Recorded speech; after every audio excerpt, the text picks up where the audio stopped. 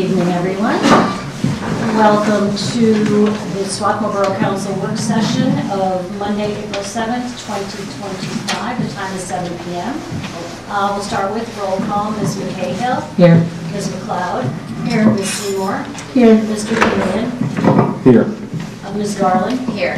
Mr. Boonen. Here. Mayor Spiegel. Here. Manager Webb. Here. And Solicitor Burns. Here. Welcome. We're going to start with public comment. Please come up, state your name and your address into the microphone. There's a 3-minute limit on your comments, so feel free to come up. David.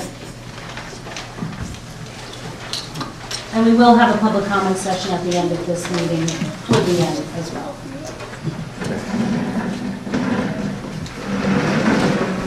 Start my clock yet. Nope.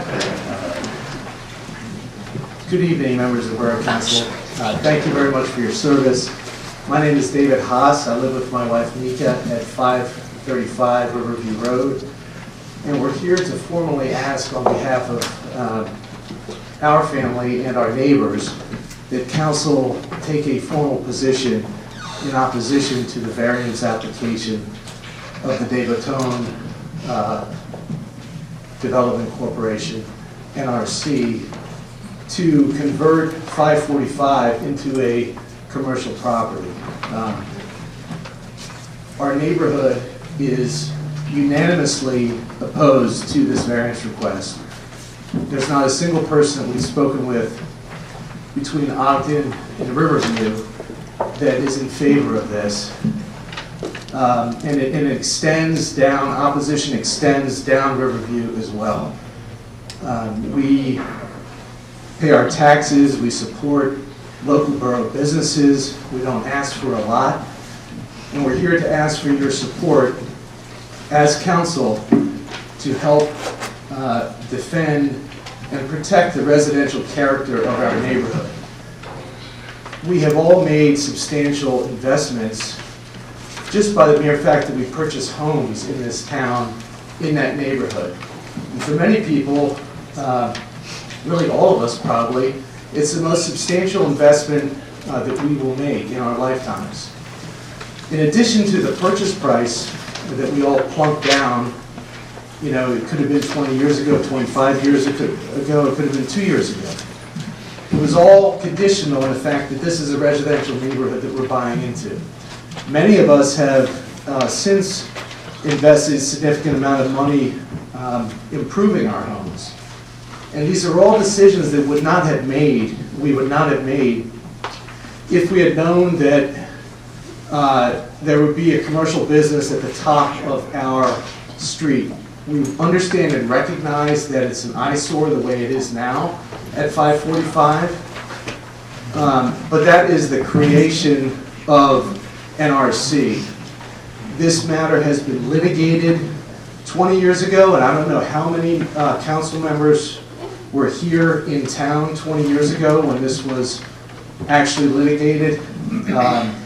There were 20 hearings approximately with 48 witnesses over a period of maybe a year and a half litigating this issue.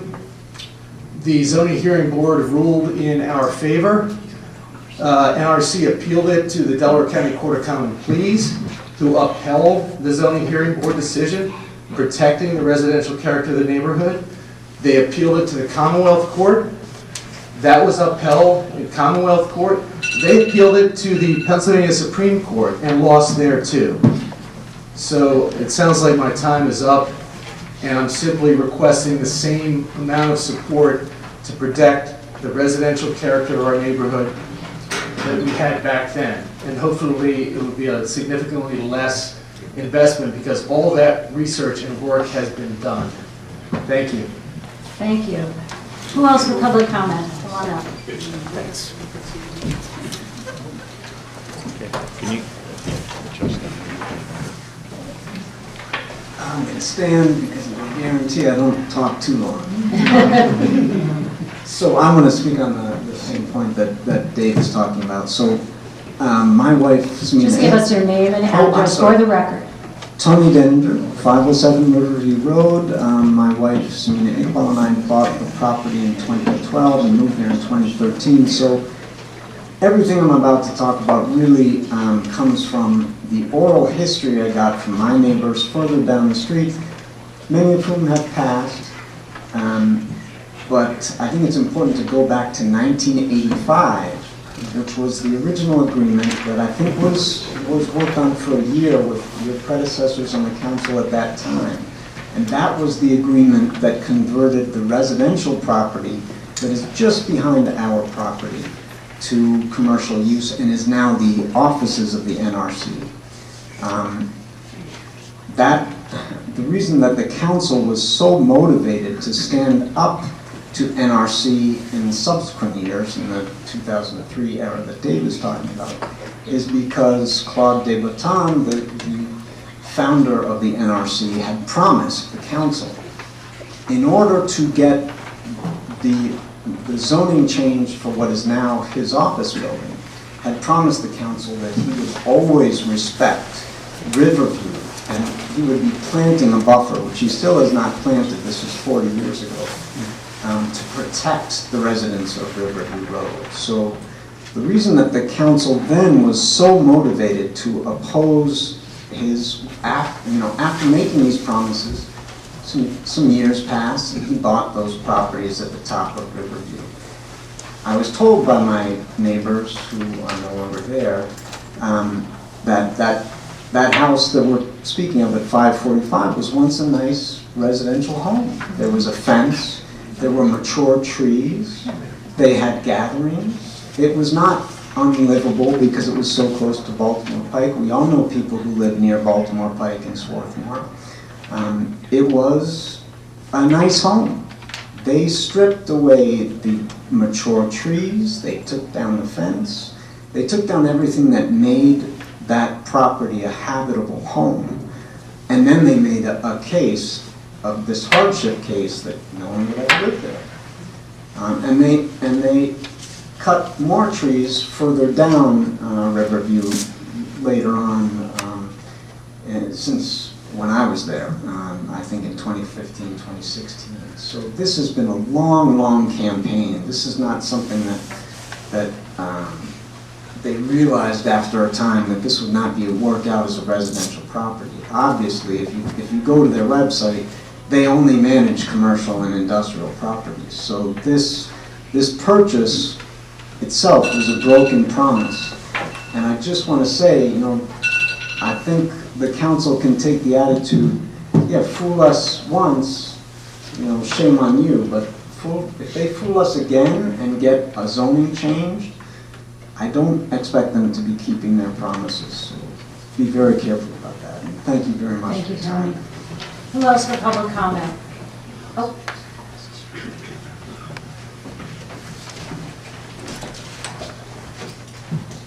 My name is Jonathan Hodgson. I live at 533 Riverview Road, but it's not at the moment because a tree fell on it. I just wanted to add and endorse both David and Mr. Denninger's comments. I've actually lived on that block of Riverview Road long enough that I can remember that there was a fence between the property and Baltimore Pike. There was also a garage with an apartment on the top of it at the time. And somebody was living in it living in that part of the property when I first moved in.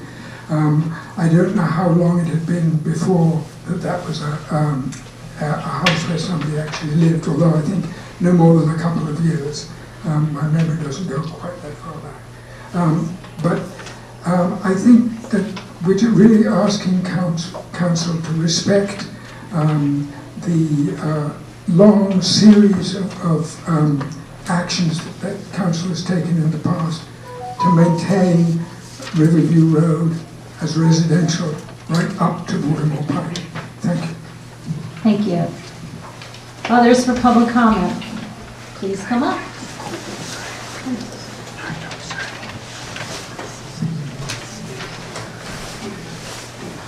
Hi, I'm sorry, just to keep piling on this issue. My name is Ken Shores. I live at 539 Riverview Road. I moved to Swarthmore just 4 years ago, so just to give a little bit of a new perspective. I have a child who's a kindergartner. We have a bus stop on the corner of Ogden and Riverview. There are 3 kindergartners at the bus stop, first grader, and 3 more 3 and 4-year-olds at the bus stop. So in 2 years, we'll have about 7 kids, all very young, waiting there. Riverview is already kind of a high-traffic road. People hit the gas at that light when they say turn yellow because they want to try to make the green. Another commercial property on that corner would just increase traffic flow. You can imagine, a residential property has 1 or 2 cars, a commercial property has constant traffic flow.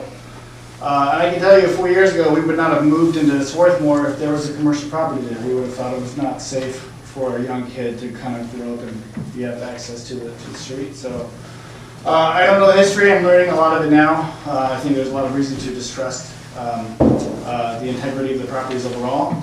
But I can certainly say for the protection of the kids that live on that street that we should be cautious about moving forward with this. Thanks. Thank you. Public comment? Come on up.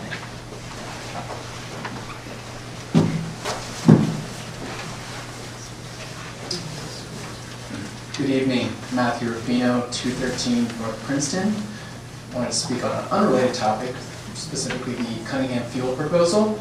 I know at the point in today's hearing in which the council may discuss it, I'd ask that the council provide an explanation to the community as to what the college is actually requesting, what sort of standard that the council would be considering in that request, what are the procedural steps that need to be taken, more of a tutorial for the community to understand what steps need to be taken. During its deliberative process, I would also have the council, I know it was a hearing on March 20th, wasn't able to participate, but I'd ask the council also take into consideration the interests and concerns of residents, not only on the College Ave, but also Princeton Ave, Benjamin West, and our neighbors to the south of the SEPTA line, all of whom stand to be adversely affected by this development. While I'm willing to be a good neighbor and listen to the measures that the college may be willing to take, I am pretty opposed to the proposal. I find it unacceptable and in violation of a fair amount of the regulations that the council has already adopted in the existing Swarthmore Code. The proposed construction would stand adversely affect the environment. It would disturb our open space, create excessive noise, as well as disrupt the learning environment at SRS, in which travel to and from the school right now is already difficult and would be further negatively affected. There would be a greater strain on the limited parking available to teachers, admins, and volunteers, as well as a significant distraction to students trying to learn during the school day while construction is just mere feet away. Even once completed, the proposal looks very nice, yet it will create light and noise pollution that will adversely affect residents in that area, specifically affecting rights that are given to residents under the Swarthmore Code, specifically sections 1293.01. Further, it stands to violate section 1260.01, which is intended to preserve open space, as well as regulating development of our community such that there is, quote, without injury to neighboring residents. I would, as I mentioned, I'm open to considering and listening to remedial measures, and I know we're not there yet, but I need to be out in the forefront expressing my opinion as to what this is about to do to that portion of our community. This isn't an instance where I or other residents are buying in or coming to a nuisance, but rather the college is creating one and bringing it to our front door. I would ask that the council seriously consider the negative effect on our environment and our community through the proposed construction or renovation project. Thank you. Thank you.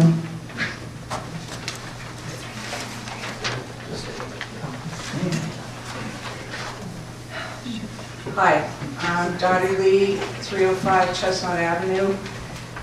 Listening to the residents of Riverview, you have my complete sympathy for the situation you're in, but I'd like you to also imagine building 10 houses,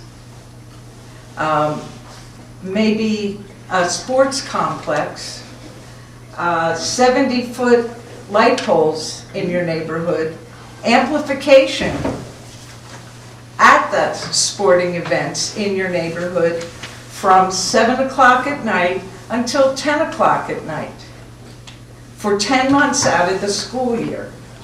I appreciate that none of us want DeBotton to do what he's trying to do, but I hope you can be open to supporting the neighbors who are in the vicinity of Cunningham Field and how horrendous this will be to our peace, the safety of our kids, our whole way of life. I've lived here for over 30 years.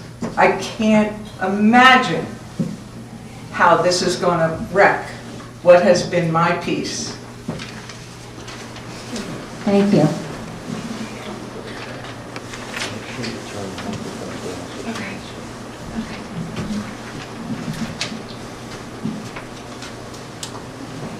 Hi, my name's Fiona Murray, and this is my daughter Avery, and we're here speaking on behalf of some issues surrounding Chrome Creek Park and the conversation surrounding bathroom uses. We're ambassadors of the park. We love to volunteer there.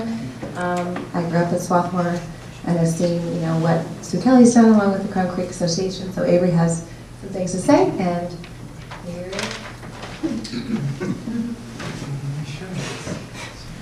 Hello, my name is Avery Murray and I'm a 4th grader at SRX. I'm also a Swarthmore resident who loves Little Chrome Creek Park and also wants what is best for it. I try to be involved in the park activities and meaning I spend long periods of time there. Knowing this, I hope you understand the inconvenience of needing to go back home to use the restroom and wasting valuable time. If there are public restrooms, though, at the park, it will be incredibly more convenient and helpful. I also believe that it would bring more people to clean up just because they know that they can stay longer. Adding public restrooms to the park would truly benefit everybody involved. In addition, I have a younger brother who is 2 years old, and as you might know, a 2-year-old needs bathrooms on hand. Another reason why public restrooms are necessary is because of my birthday parties. Each year, since I was 6, I have held my birthday parties there. When I have my birthday parties there, we have to drive to somebody's house in the area whenever somebody must use the bathroom.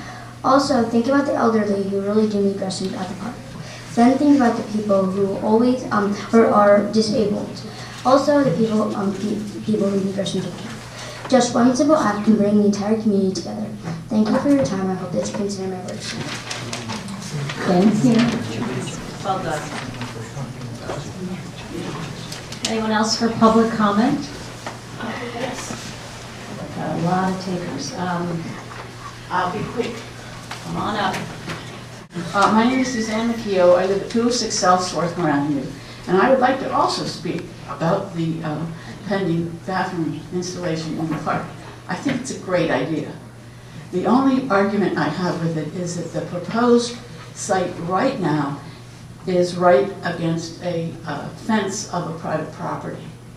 And we also are in the line of that down the line.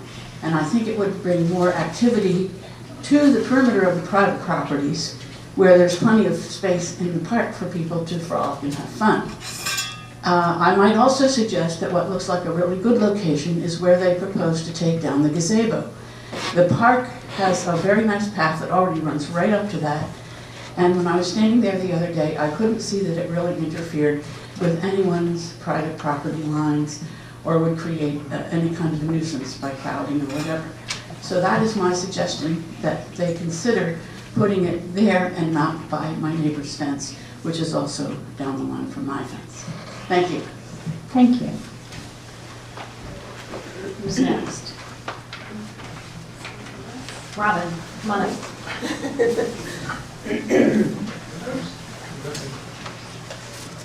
Hi, Robin Schaufler, 21 Oberlin Avenue. Hi, Borough Council. Nice to see you all here. I love your service and thank you so much for everything. And so I have two things to bring up. One is I also really support a bathroom in Little Chrome Creek Park. I don't live that far from it, so when I go, I walk there. I don't drive. And if I have to go to the bathroom, I have to walk home, and that's it's a hassle. And like, I also really admire people who come from far away, definitely from media, but I know that there are people from other towns far afield who come to help clean up the creek. And I think it's an imposition to them to not have a bathroom there. So the other thing I wanted to bring up is the process around Cunningham Field. It seems to me like the students need to have a say. And I know Swarthmore students tend to be very concerned about sustainability and the environment and stuff like that. And it's not clear to me that the students actually know a darn thing about what's being proposed for Cunningham Field, or what the issues are and whether they have a say. But they are about to leave for the summer. And so like some friends of mine had started talking to somebody about maybe writing an article for the Phoenix, but it's just a little bit too late in the season. And so like I'm wondering what the timeline is going to be for decisions on what is going to go in and what is not going to go in at Cunningham Field, and whether it can be put off until students are back in the fall and have been back long enough to learn about what's being proposed and what the different issues are, and to be able to voice an opinion. And then one other thing is that I know, I've heard that from Elizabeth Drake that there's going to be a town hall about Cunningham Field on April 30th, but I'm going to be out of town, so I'm wondering what other opportunities there are going to be to say something. And I couldn't even really get clarity from her as to who was running this town hall, whether it's being run by the college or run by Borough Council, and or where it's going to be. So she just mentioned it offhand and didn't give me any details. So I'd like to know more about that. And that's about it. Thanks, everybody. Really appreciate all your service. Thank you, Bye. Robin. Who else for public comment? Come right up.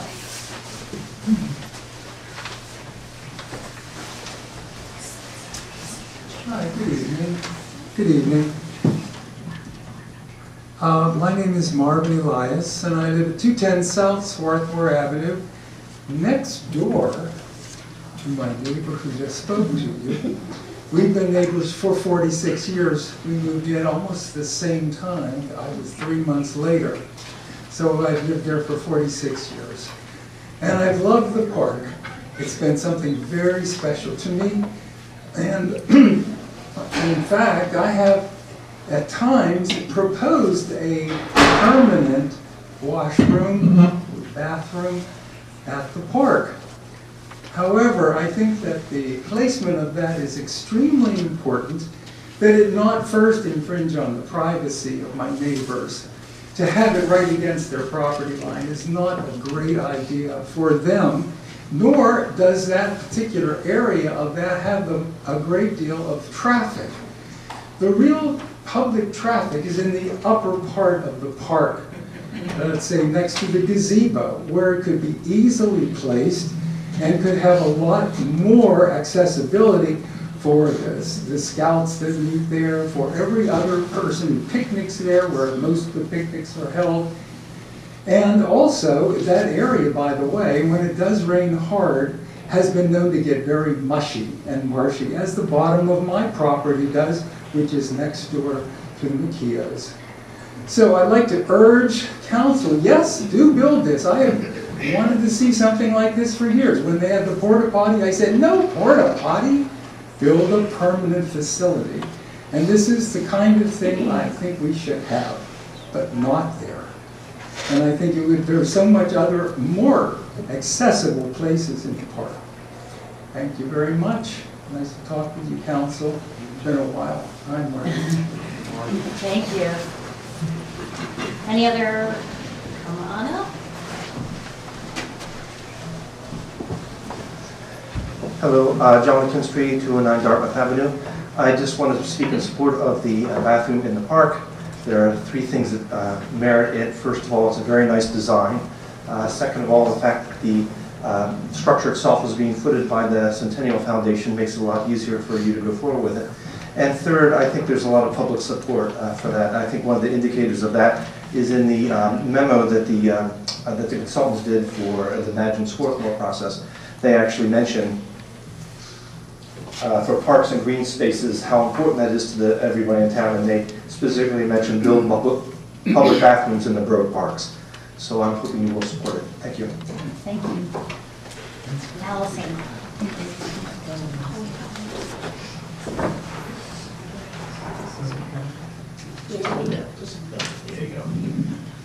Thank you. I'll make this short. Allison Maneker, 211 College Avenue. I live directly opposite Cunningham Field. I did not intend to speak tonight because I didn't think this was on the agenda, and so I didn't think it would be front of mind of Borough Council. However, listening to the neighbors across Swarthmore who have spoken, in order to preserve the impact from any development or retaining the residential character of Riverview or making the area around Crum Creek the way they feel it would be better served, where the positioning of the toilet would be, listening to how deftly and ably Borough Council has listened to the people along Yale with regard to the auto body shop. I urge Council to give the same consideration to the people who live near Cunningham Field. Just because it's the college who seeks to make a change does not by any means reduce what we feel is an important character of our neighborhood, to keep it a peaceful, quiet, and dare I say, dark in the evening feel. And that is important to us as a neighborhood also. So I urge you to extend the same consideration that you are extending to the other parts of the community. Thank you. Thank you. Come on up.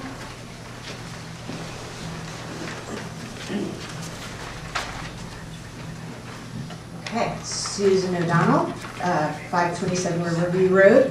I'm going to return us to Riverview for just a quick moment. I want to also speak with my neighbors against the variance for debutante for the house at 545. One thing I did want to add was that I am in agreement that the house is currently a really bad eyesore, and would like to propose bringing back the vegetation that had been there, and also to point out that the Environmental Advisory Council has also identified that property as a place that would be nice to turn into a park, which would be returning that vegetation that would help buffer the rest of the neighborhood. Thank you. Thank you.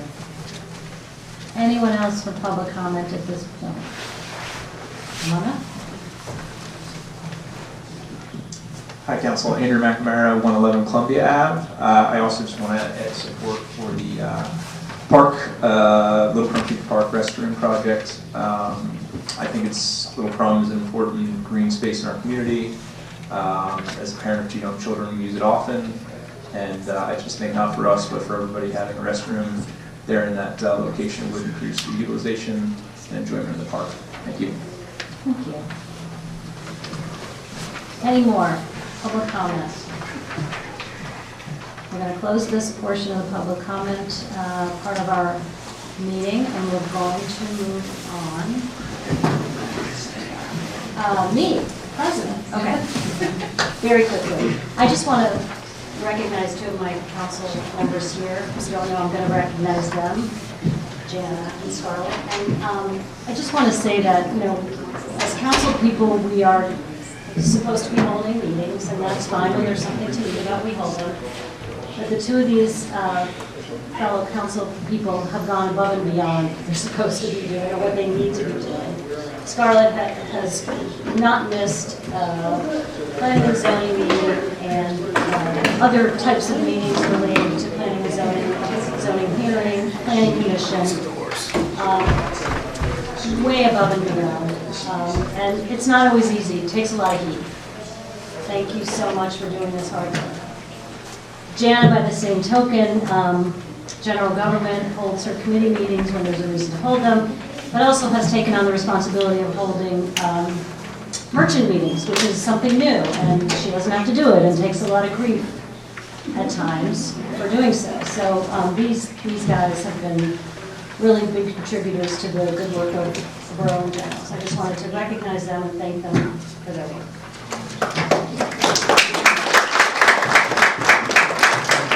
And with that, David, environment. Environment. Last week, the administrative law judge at the PUC denied or recommended denying the CCA for PA's petition. This is only a next step. There will be exceptions filed. Those of us who've read this find lots of reasons for their exception to be granted. We will see what the five wise men at the, or five wise people at the PUC do with this issue as the weeks and the months progress. 110 Park Avenue trees are getting or ready to be planted and working with Bill, and they'll all be in public spaces. I think there are 27 trees in total, several right here on our property and throughout the borough, and we thank both the Environmental Advisory Committee and the Tree Committee for their input. The Environmental Advisory Committee is working on sustainable yard care and a whole educational program around that. They're also working on a zero waste initiative, focusing on pay-as-you-throw and composting. The Tree Committee was scheduled to deal with a revised ordinance dealing with trees, the protection thereof at their last meeting, but several key members were unable to attend, so they postponed that to their next meeting. Scheduled meetings, the EAC is in the process of rescheduling their monthly meeting. There's a conflict on that date, and so they will advise Bill once they have a date. The Tree Committee does not meet in April, scheduled to meet in May, its regular appointed time. And at this time, it's unclear whether the Environment Committee will meet. We want to see where some of these other issues are and whether there's some reason for us to meet. Quick question. The PUC's denial, I did not read the opinion. Is there like a nutshell, like a real small nutshell you can say why they denied it? A lot of misconceptions of the facts in the law, actually, but I think it's okay if you didn't go deep. No, I really haven't gone as deep as I typically would. There was a meeting today among the boroughs to discuss the my cheat sheet here.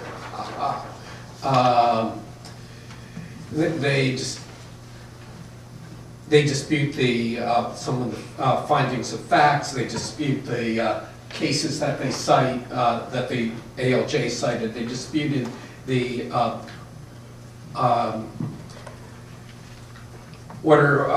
the ERA, the Environmental Rights Amendment to the Constitution, and what our responsibilities are. All in all, they just thought that the ALJ missed the mark pretty badly across the board and plan to file responses to that. And if I get something, I'll be happy to share it with you. I can share the outline with people, but it's so preliminary. Yeah, understood. Thank you. Too soon. Thanks. Finance City.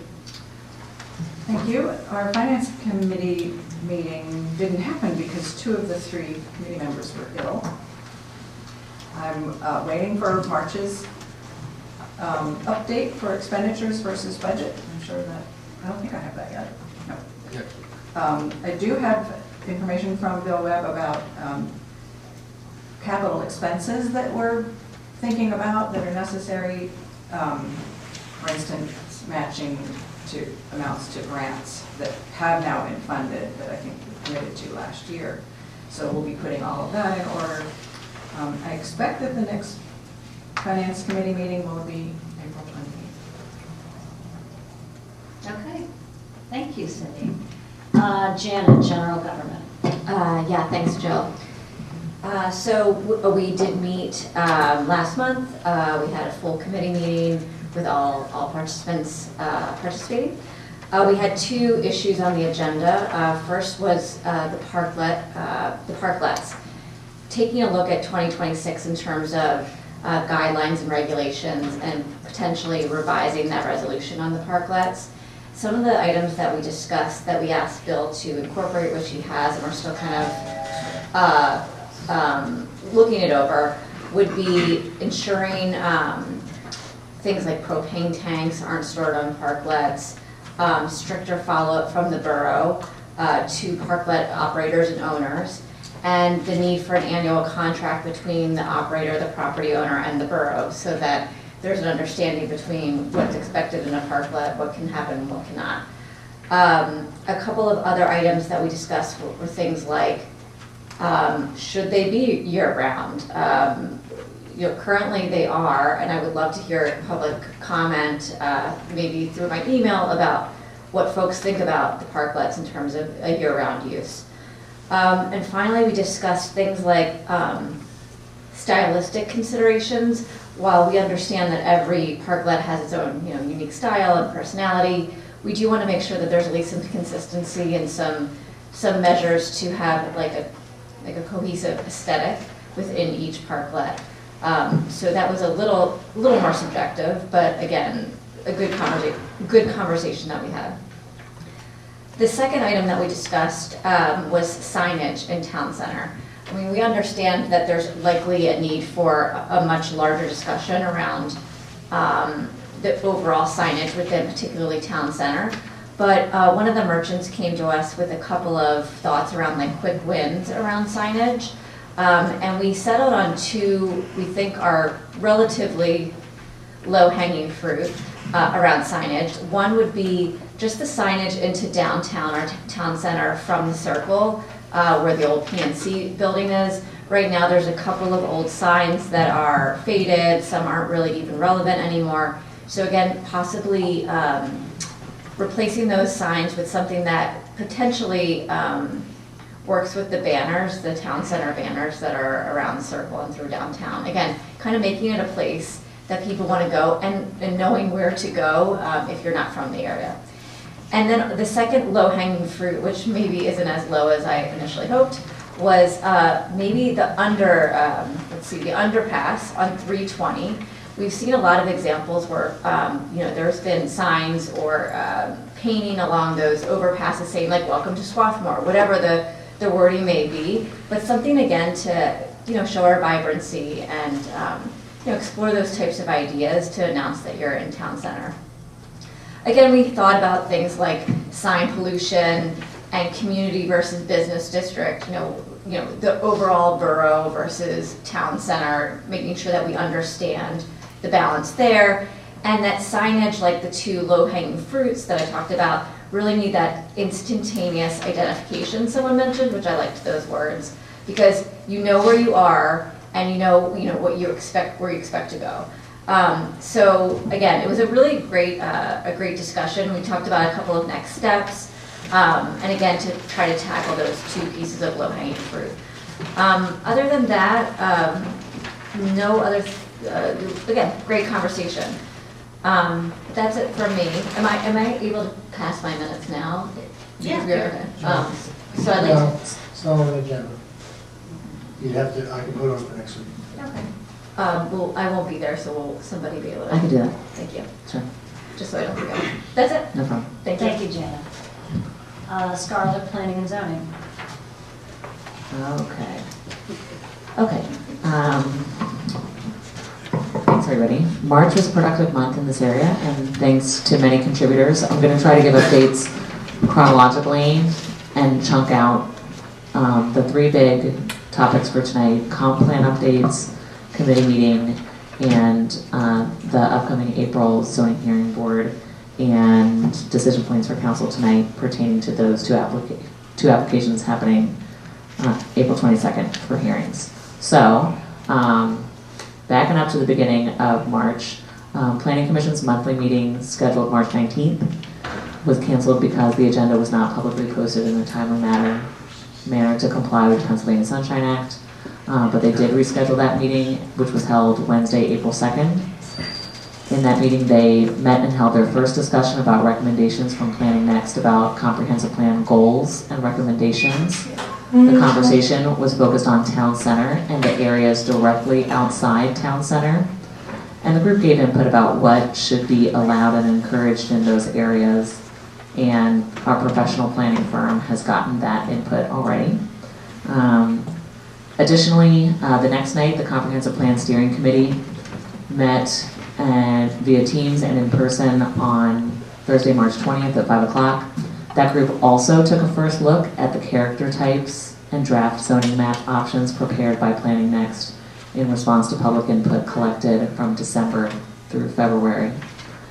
A progress memo from Planning Next summarizing their initial findings and methodology has been prepared. And Bill, is that on our website? The comp plan tab? Do you mind peeking? I didn't look this morning, so I am. I cannot believe this. Okay, so that is a deliverable work output that Bill, I'd like for us to get that out for people to start getting a look at during the month of April. So, so that said, that group also, the steering committee also looked at recommendations focused on town center and the residential edge surrounding town center and gave feedback to the planners. So those are the conversations so far around the planning on the comprehensive plan that have happened last month, and there's quite a bit that's coming up between now and next month's council series. A number of opportunities for the public to get an early look at the preliminary recommendations around the comprehensive plan. So a couple key opportunities. Wednesday, April 16th is the regularly scheduled April Planning Commission meeting.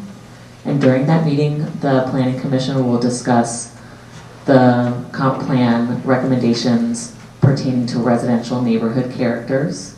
The next night, Thursday, April 17th, the Planning and Zoning Committee, that's myself and Kristen and Jared with support from Bill, we'll meet to review, if you have not looked at anything from the comp plan since December or January or ever, that would be a great time to come because we'll really take it from the top and go through recommendations related to town center, to the SEPTA focus area to the north of the train tracks, as well as the residential neighborhood recommendations and open space and transit connectivity. So if you had one key time in the upcoming month, please know that you're all are warmly welcome at that committee meeting on the 17th. Our professional planners, Sarah Kelly from Planning Next, will make a project update presentation to full council in the May meeting series. So at the May work session, Sarah will be here in person and she'll give project updates to council, and then the following night, Tuesday, May 6th, will be the second and final public engagement meeting related to the plan. So that's going to be an open house style poster presentation for the community to come and have an opportunity for vetting the overall goals and tactics for the 10-year plan. Representatives from SEPTA's planning department will be on hand again to talk with the public about the potential for redeveloping the parking lots next to the train station through a collaboration between SEPTA and the college. So all those meetings that I just rattled off, my goodness, those will all be at 7 p.m. And there's one last meeting to sneak in there, and that's another meeting of the Comp Plan Steering Committee. Those are public meetings. That's Monday, May 5th at 5 o'clock in advance of the council work session. Okay, so let me just stop there. That's all things comp plan. So questions or reactions, or folks just say, okay, let's read this initial memo and let's take a look at these initial deliverables. I think really May for us as a council body is a hands-on opportunity for all of us to get a closer look at what's planned and be in conversation. So, okay for now? Okay, so that's a big one that's chugging along faithfully. So also at the Planning and Zoning Committee meeting March 20th, we focused on 3 additional matters outside of the comp plan. The first was a presentation from Swarthmore College sharing renovation designs we've heard about in public comment. Those are designs they'd like to make to Cunningham Field. Those designs are posted to the borough's website at the bottom of the brown menu on the site's homepage.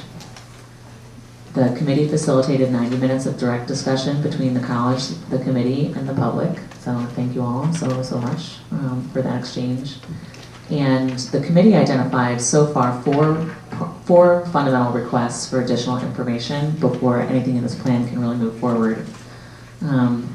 So at least 4 pieces of missing information. That's before we even get into decision points about, should we approve or disapprove, what do we like or not like about this design. So the gaps that we identified in that meeting, the first is input from the fire marshal about location and quantity of emergency response entrances. I understand that that's a work in progress. Bill has connected with the fire marshal to get that input. The second is a pro forma schedule from the college's athletic director about use of the site, particularly on evenings and weekends, but just to get a more precise understanding of the competition and recreation uses that they would seek to have on that campus. The third, that several people mentioned during public comment, is draft language of requested zoning permissions that they're asking the council to consider as a potential path to allow them to build on that parcel. Of particular interest, that would include permissions about what is allowed or disallowed on the perimeter of the site closest to houses on College Ave, so the direct neighbors there. And then the fourth is specific requests from SRA, Community Recreation Organization, about if or how SRA could receive consideration for permission to use that field at select times. So all of those 4 topics are in the works. The committee took action at our meeting that said when those pieces are filled in, we would like the Planning Commission, who are volunteers, the borough architects, attorneys, and others with expertise to help vet and cross-reference the presentation made by the college delegation. So the committee has taken that action, but also identified these areas for additional vetting. So what am I leaving out, or what else would you all add? Would please? you like to give a quick rundown on the history of when this started and how long this might actually take? I know it's varied, Yeah. but yes, sure. because it sounded like some people don't- were unclear during public comment. And I think that's fair, because I certainly haven't said, here's a timeline. We can certainly discuss, and Bill, if you would help me articulate an order of operations right, an order of operations, and what are the steps to approval or disapproval about any of the permissions that they're asking to be able to do this process. And by law, this can happen in a couple months. In practice, iterative design exchange and community. I hope you all have already heard in this report, there's a lot of things going on in this committee. So I can't imagine that a meaningful decision at a council level will come into focus until fall at the soonest, and maybe longer than that. But Bill, can you fill in, what are the steps by statute for those of us who are beginners or could use the refresher? And when did they first come to us? Yeah, we've already been at this quite a Right. stretch. Yeah. Last summer, they brought design number 1 and asked for feedback of the committee, asked for feedback from the public. And so this design that's posted to the website now is a substantial redesign number 2, moving the competition, tennis and field hockey to the south, in response to near neighbors who said that sounded like a lot of action, directly close to south. I think reasonable people can disagree or can continue to form their opinions about if that is a satisfactory modification to this design, but it is just add substance from design 1 to design 2, we've seen quite a shift in where the activity would happen on the campus. So does that match your recollection? Yes, Yeah. thank you. Okay. So Bill, from here, if council wanted to consider how to give permissions for any elements of this design, or all of it or none of it, what comes next? Sure, so ultimately the decision does fall with council whether they want to even take up a text amendment. So basically what the college is proposing is a text amendment to our zoning ordinance. Generally, a lot of in situations like this, you would have the applicant's attorney draft that language, which would then be reviewed by our solicitor, and they would work together on, coming up with something, a final product. So then that product would then come before Borough Council. Council would then make a decision as to whether they're happy with the language they see. If they are, they would then forward that to the Swarthmore Planning Commission, as well as the Delaware County Planning Commission. So by state statute and the MPC, those two bodies have 30 days to provide comments. Now, they are advisory only, and council could reject or accept their comments. If the planning commission or the county planning commission makes some substantial changes, then it's going to come back to you. You're going to then decide, okay, we like these changes, we don't like these changes, and then you would then choose to advertise the ordinance for a hearing.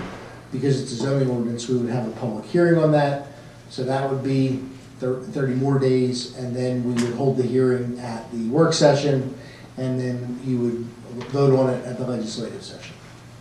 So. Okay, so that's not a fixed schedule, fixed days and times, but it is substantial number of layers of reviews yet to happen, especially considering we don't even have the draft text that the applicant would propose. In order to facilitate making some or all of this design happen, we would ask for these types of permissions.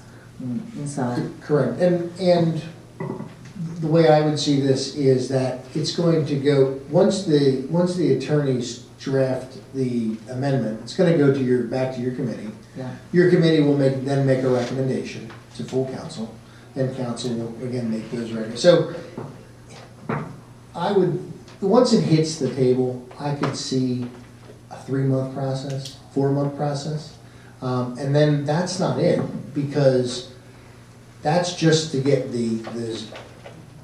cure the zoning language. Then they have to go through the land development process.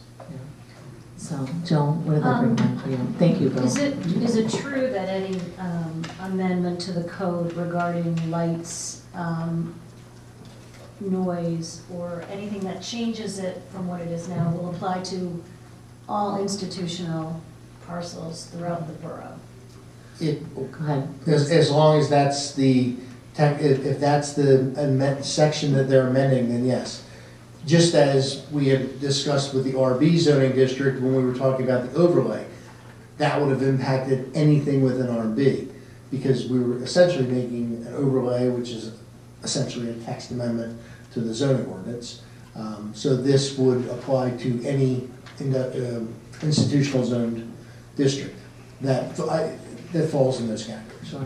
And so I believe it would be for this would be Henderson Field and Cades and SRS. And so, Bill, if we wanted to have a decision point down the line to say we wanted to make permissions for any portions of this parcel design that didn't apply to other locations, would that come through council, or would that happen another way? I didn't follow you. So if we said, you know what, we want to have lights permitted down near the train tracks, not up near College Ave, and not on the other institutional parcels, would there be a strategy available to council to do that? I think there would, but that would come through Bob. I wouldn't know how to craft that. Okay. Because if it falls within that zoning district, that will be particular for that zoning district. Now, you could maybe craft the language to be particular to a certain size parcel. Sure. Because then, I mean, that's one way that you could do that. You could say no parcel less than 10 acres or no parcel less than whatever may have lights. Yeah, okay. And So that David, I know within that's that- something that you've been Right. asking us to really bear in mind It- along the way. Right, it really is just for the whole community, and we've talked about spot zoning and other I was issues. just gonna ask about Well, that. we want to make sure that we're not guilty of spot zoning, de facto here. And I would hope that the college, as the proposer, as the applicant, would take on the responsibility of looking at this issue beyond just Cunningham Field, because it affects the community beyond Cunningham Field, that its application would look at that.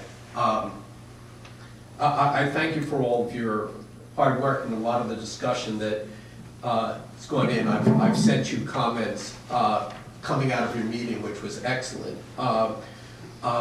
One of the things that came out of the meeting may have even been your suggestion. Somebody said, well, where's this lighting anyplace else in the greater Delaware Valley? And somebody said, Princeton University. Yes. Well, maybe we need a road trip. Sure. I'm Sure. serious. Yeah. Show the neighbors, show ourselves, what does this mean? How does it affect people? Because it's pretty amorphous otherwise. Yeah, it's rather hard to kind of picture. So, okay. So one last piece on Cunningham Field for tonight, just by way of updates. Thank you to the person who flagged the opportunity for an open house. I don't have any detail about an open house date or time, but I do know that Andy Fike, who is the project lead at the college, did indicate that they would like to host a public open house at the PAC Center. That's as far as I've heard about that. So someone else in the community may be ahead of a formal invitation or information about that. But if I'm just the one out of the loop, then kindly do fill me in.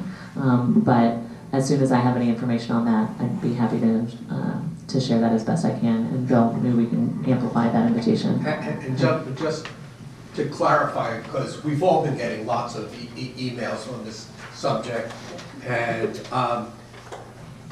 I've been telling our constituents that we do not have a formal proposal from the college at this time. Correct.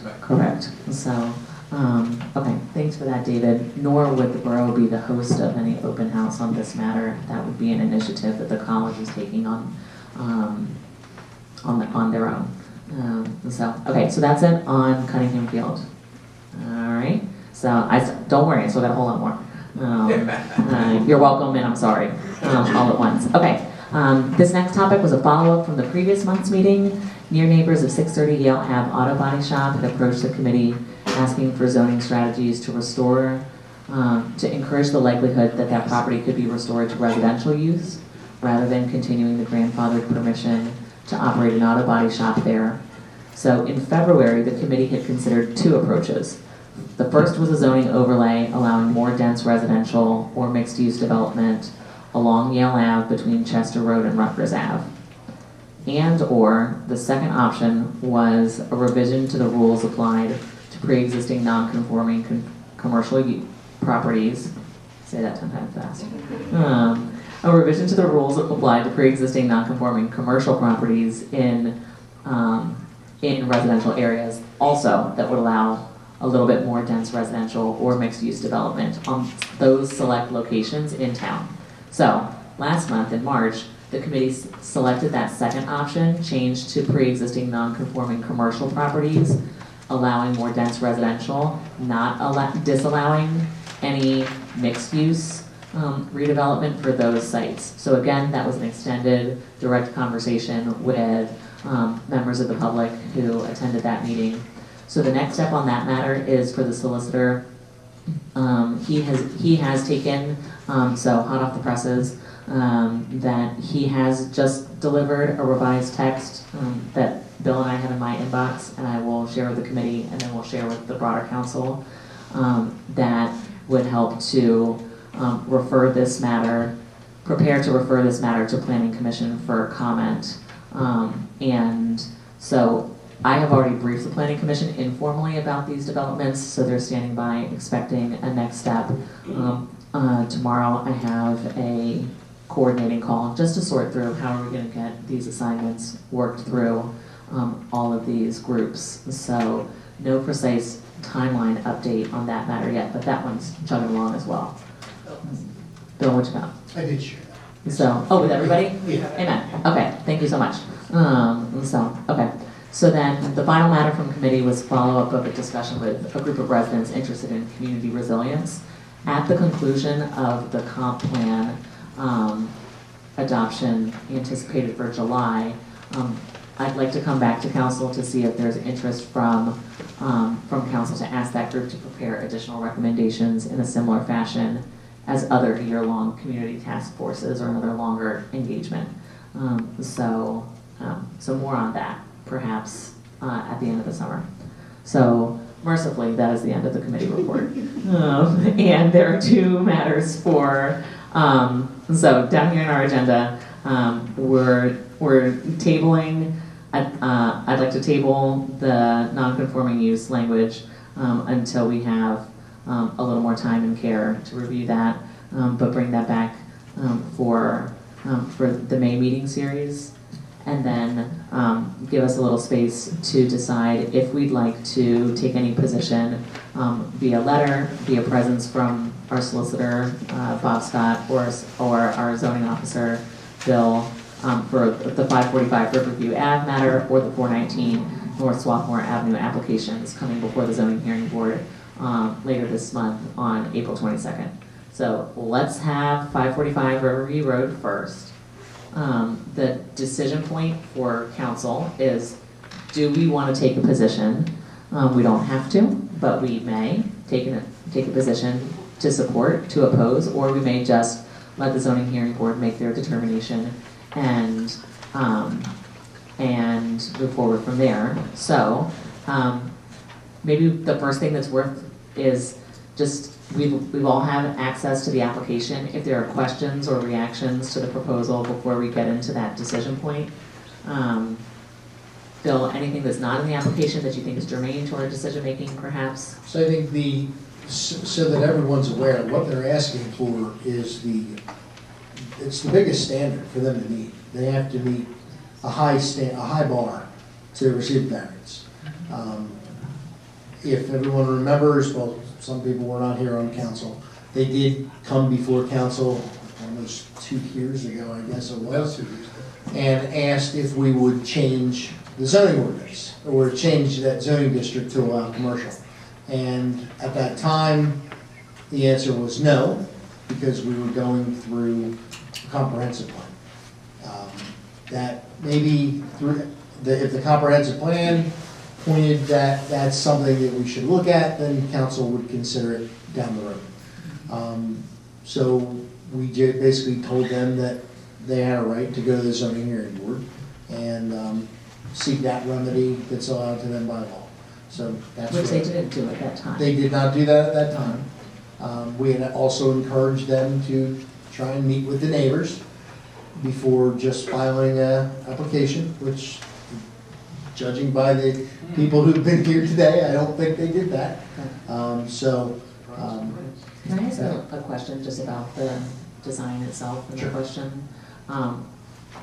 And Bill, if you know, or if others who are read in on this know, can you remind me where the driveway is now? It's on Riverview Road, yes? Yes. I think their proposal 20 years ago was to come on and off of Riverview. However, under this new proposal, and they will need Springfield Township's permission to do this, to take all the traffic back into the shopping center.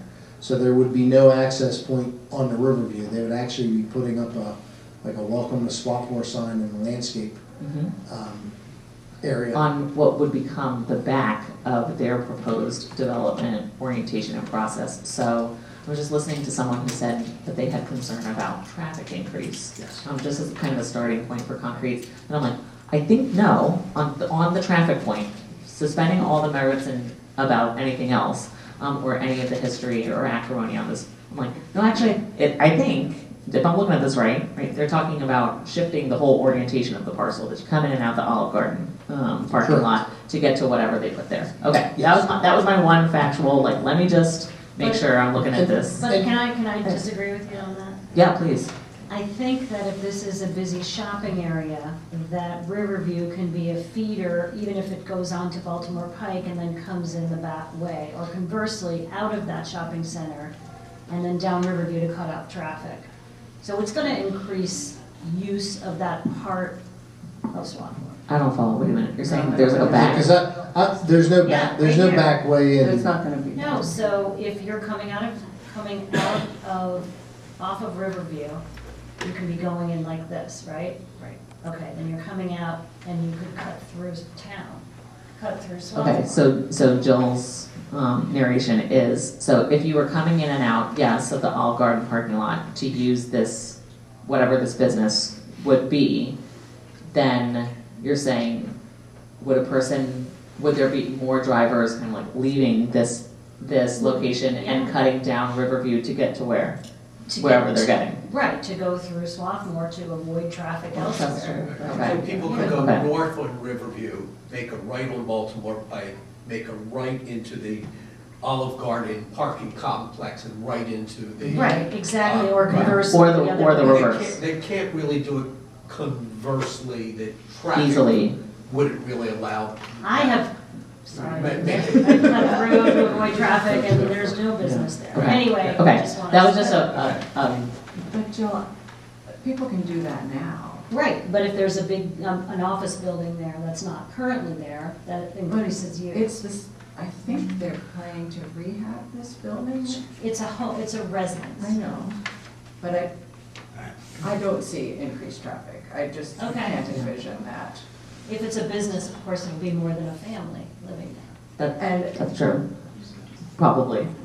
Yes, but the activity would be on the Springfield side of it all. Based on what I just, it's not a hill to die on because there are lots of reasons not to like this project. That's just one, when someone says there could be no increase in traffic. I don't 100% agree with that. That's all I'm saying. So I have a question for Bill.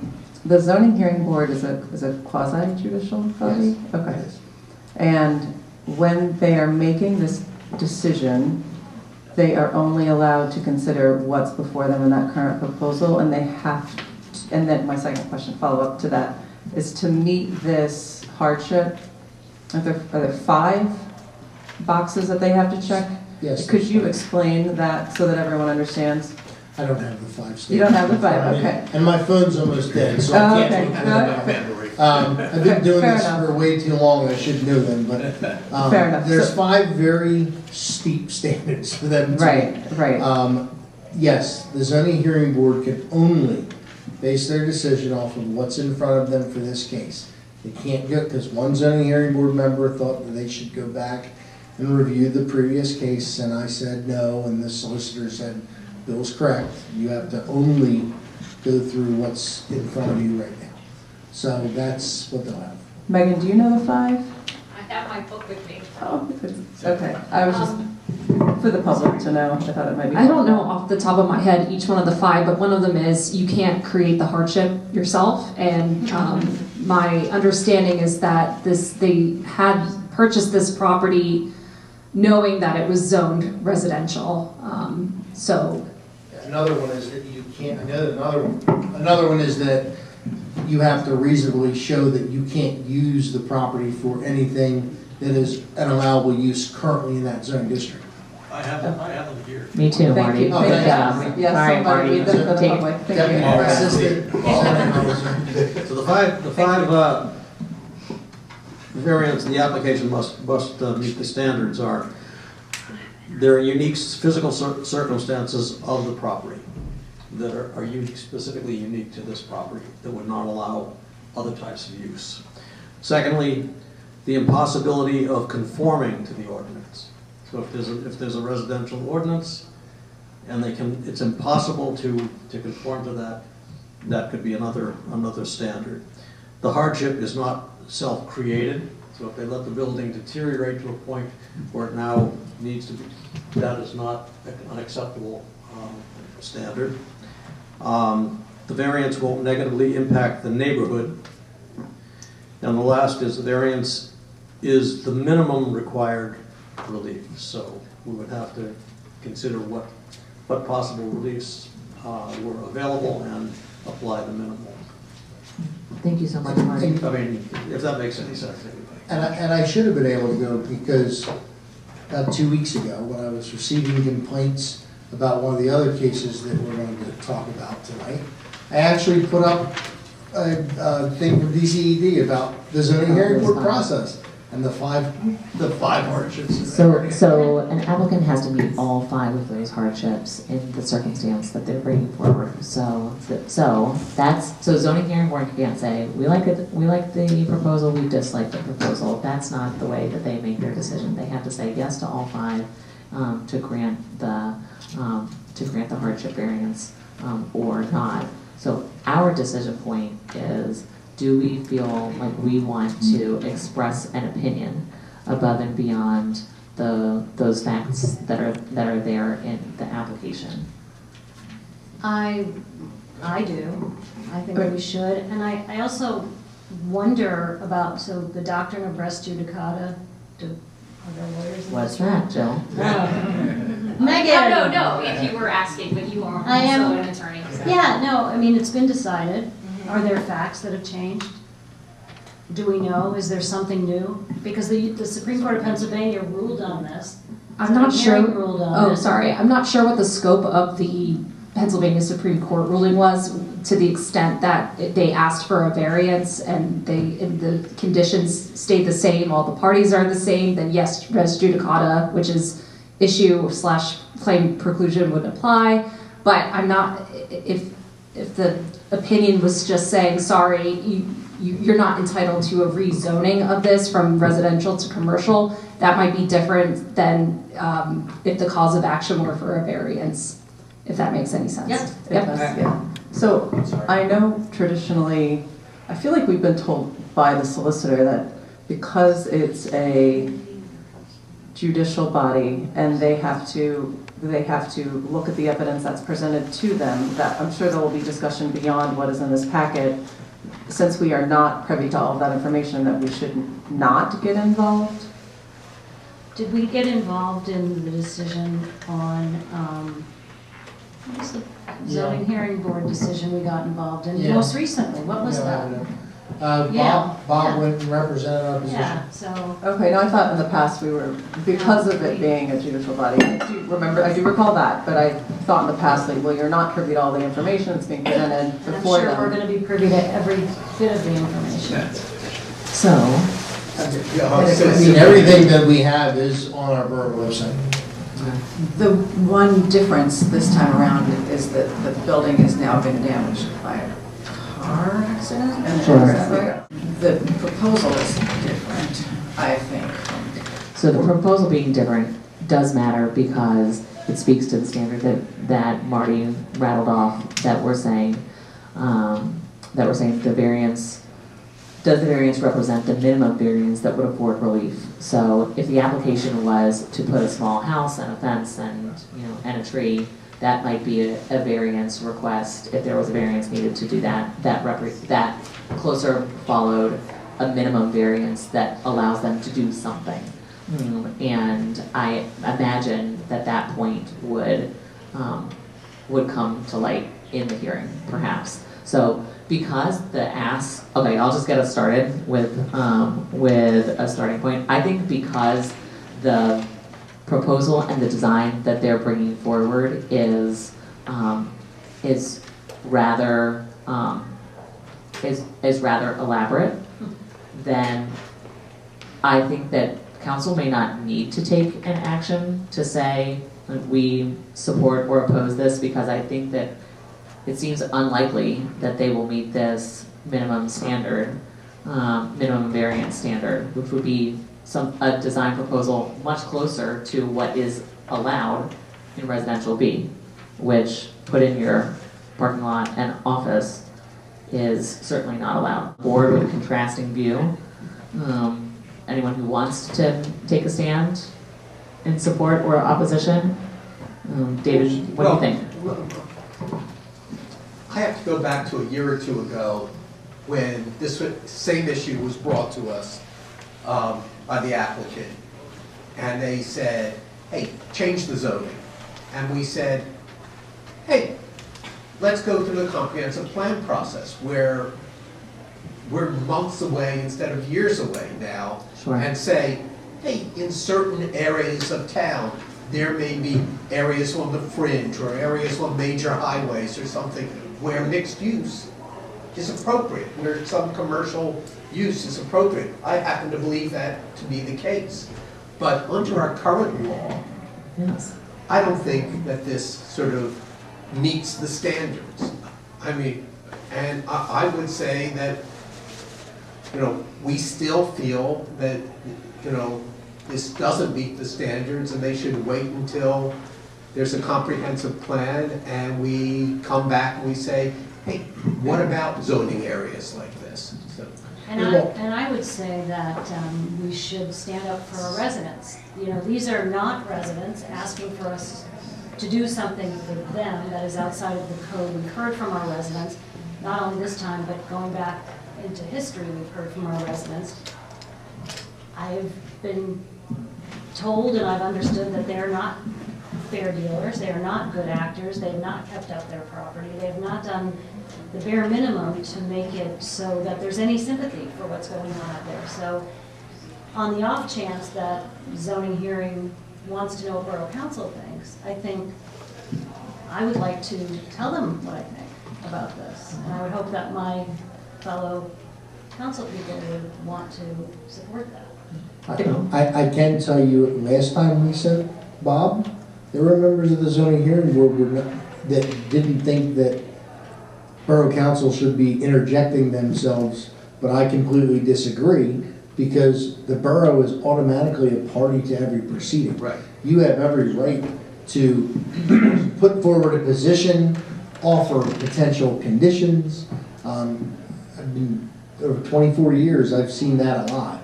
Is there a downside for Borough Council if we can agree to I a mean, majority? there's not the only downside is the expense that we incur.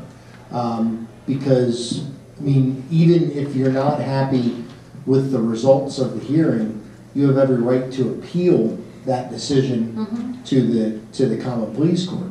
But I see where you're coming from, and I do think that this is an instance that the applicant has a very, very high bar to meet, and I don't know if they can meet it, especially with the zoning hearing board that we have.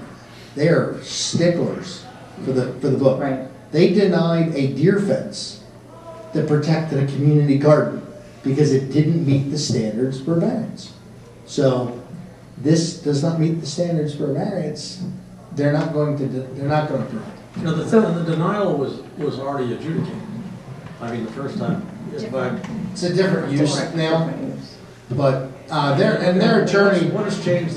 What's substantially or materially changed this time? This time, well, originally the original application was everything was going to go on to Riverview.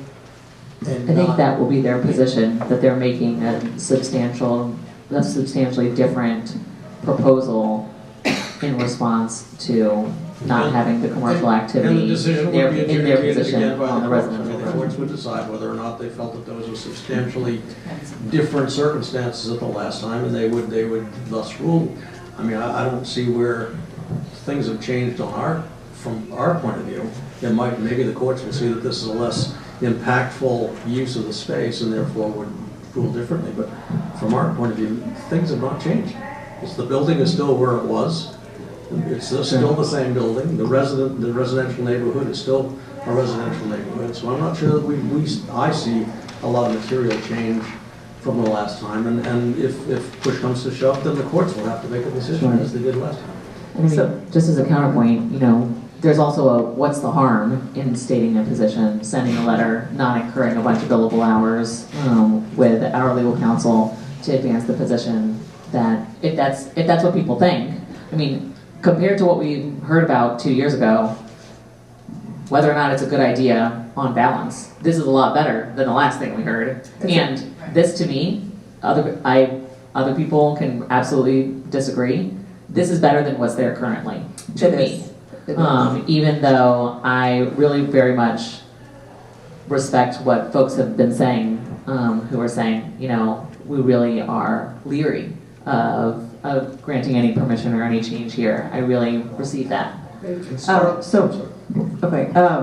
So I greatly respect, as Scarlett said, what my neighbors are saying. I'm at the 600 block of North Chester, so I drive by that daily, multiple times a day, and it is an eyesore. And I would love to see it turn into something else. But I don't know, and Bill, maybe you can answer this. I was looking through their application. Is it an odd lot size? I mean, because I know that the building has been hit several times. If I were a family wanting to get into Swarthmore, that is a commercial corridor that it's facing. I wouldn't want to live there because the building has been hit multiple times. Can you scoot it back further on the property line so that the house has to stay where it is? It can't be moved? Or can it be, really? I mean, they're using the existing structure.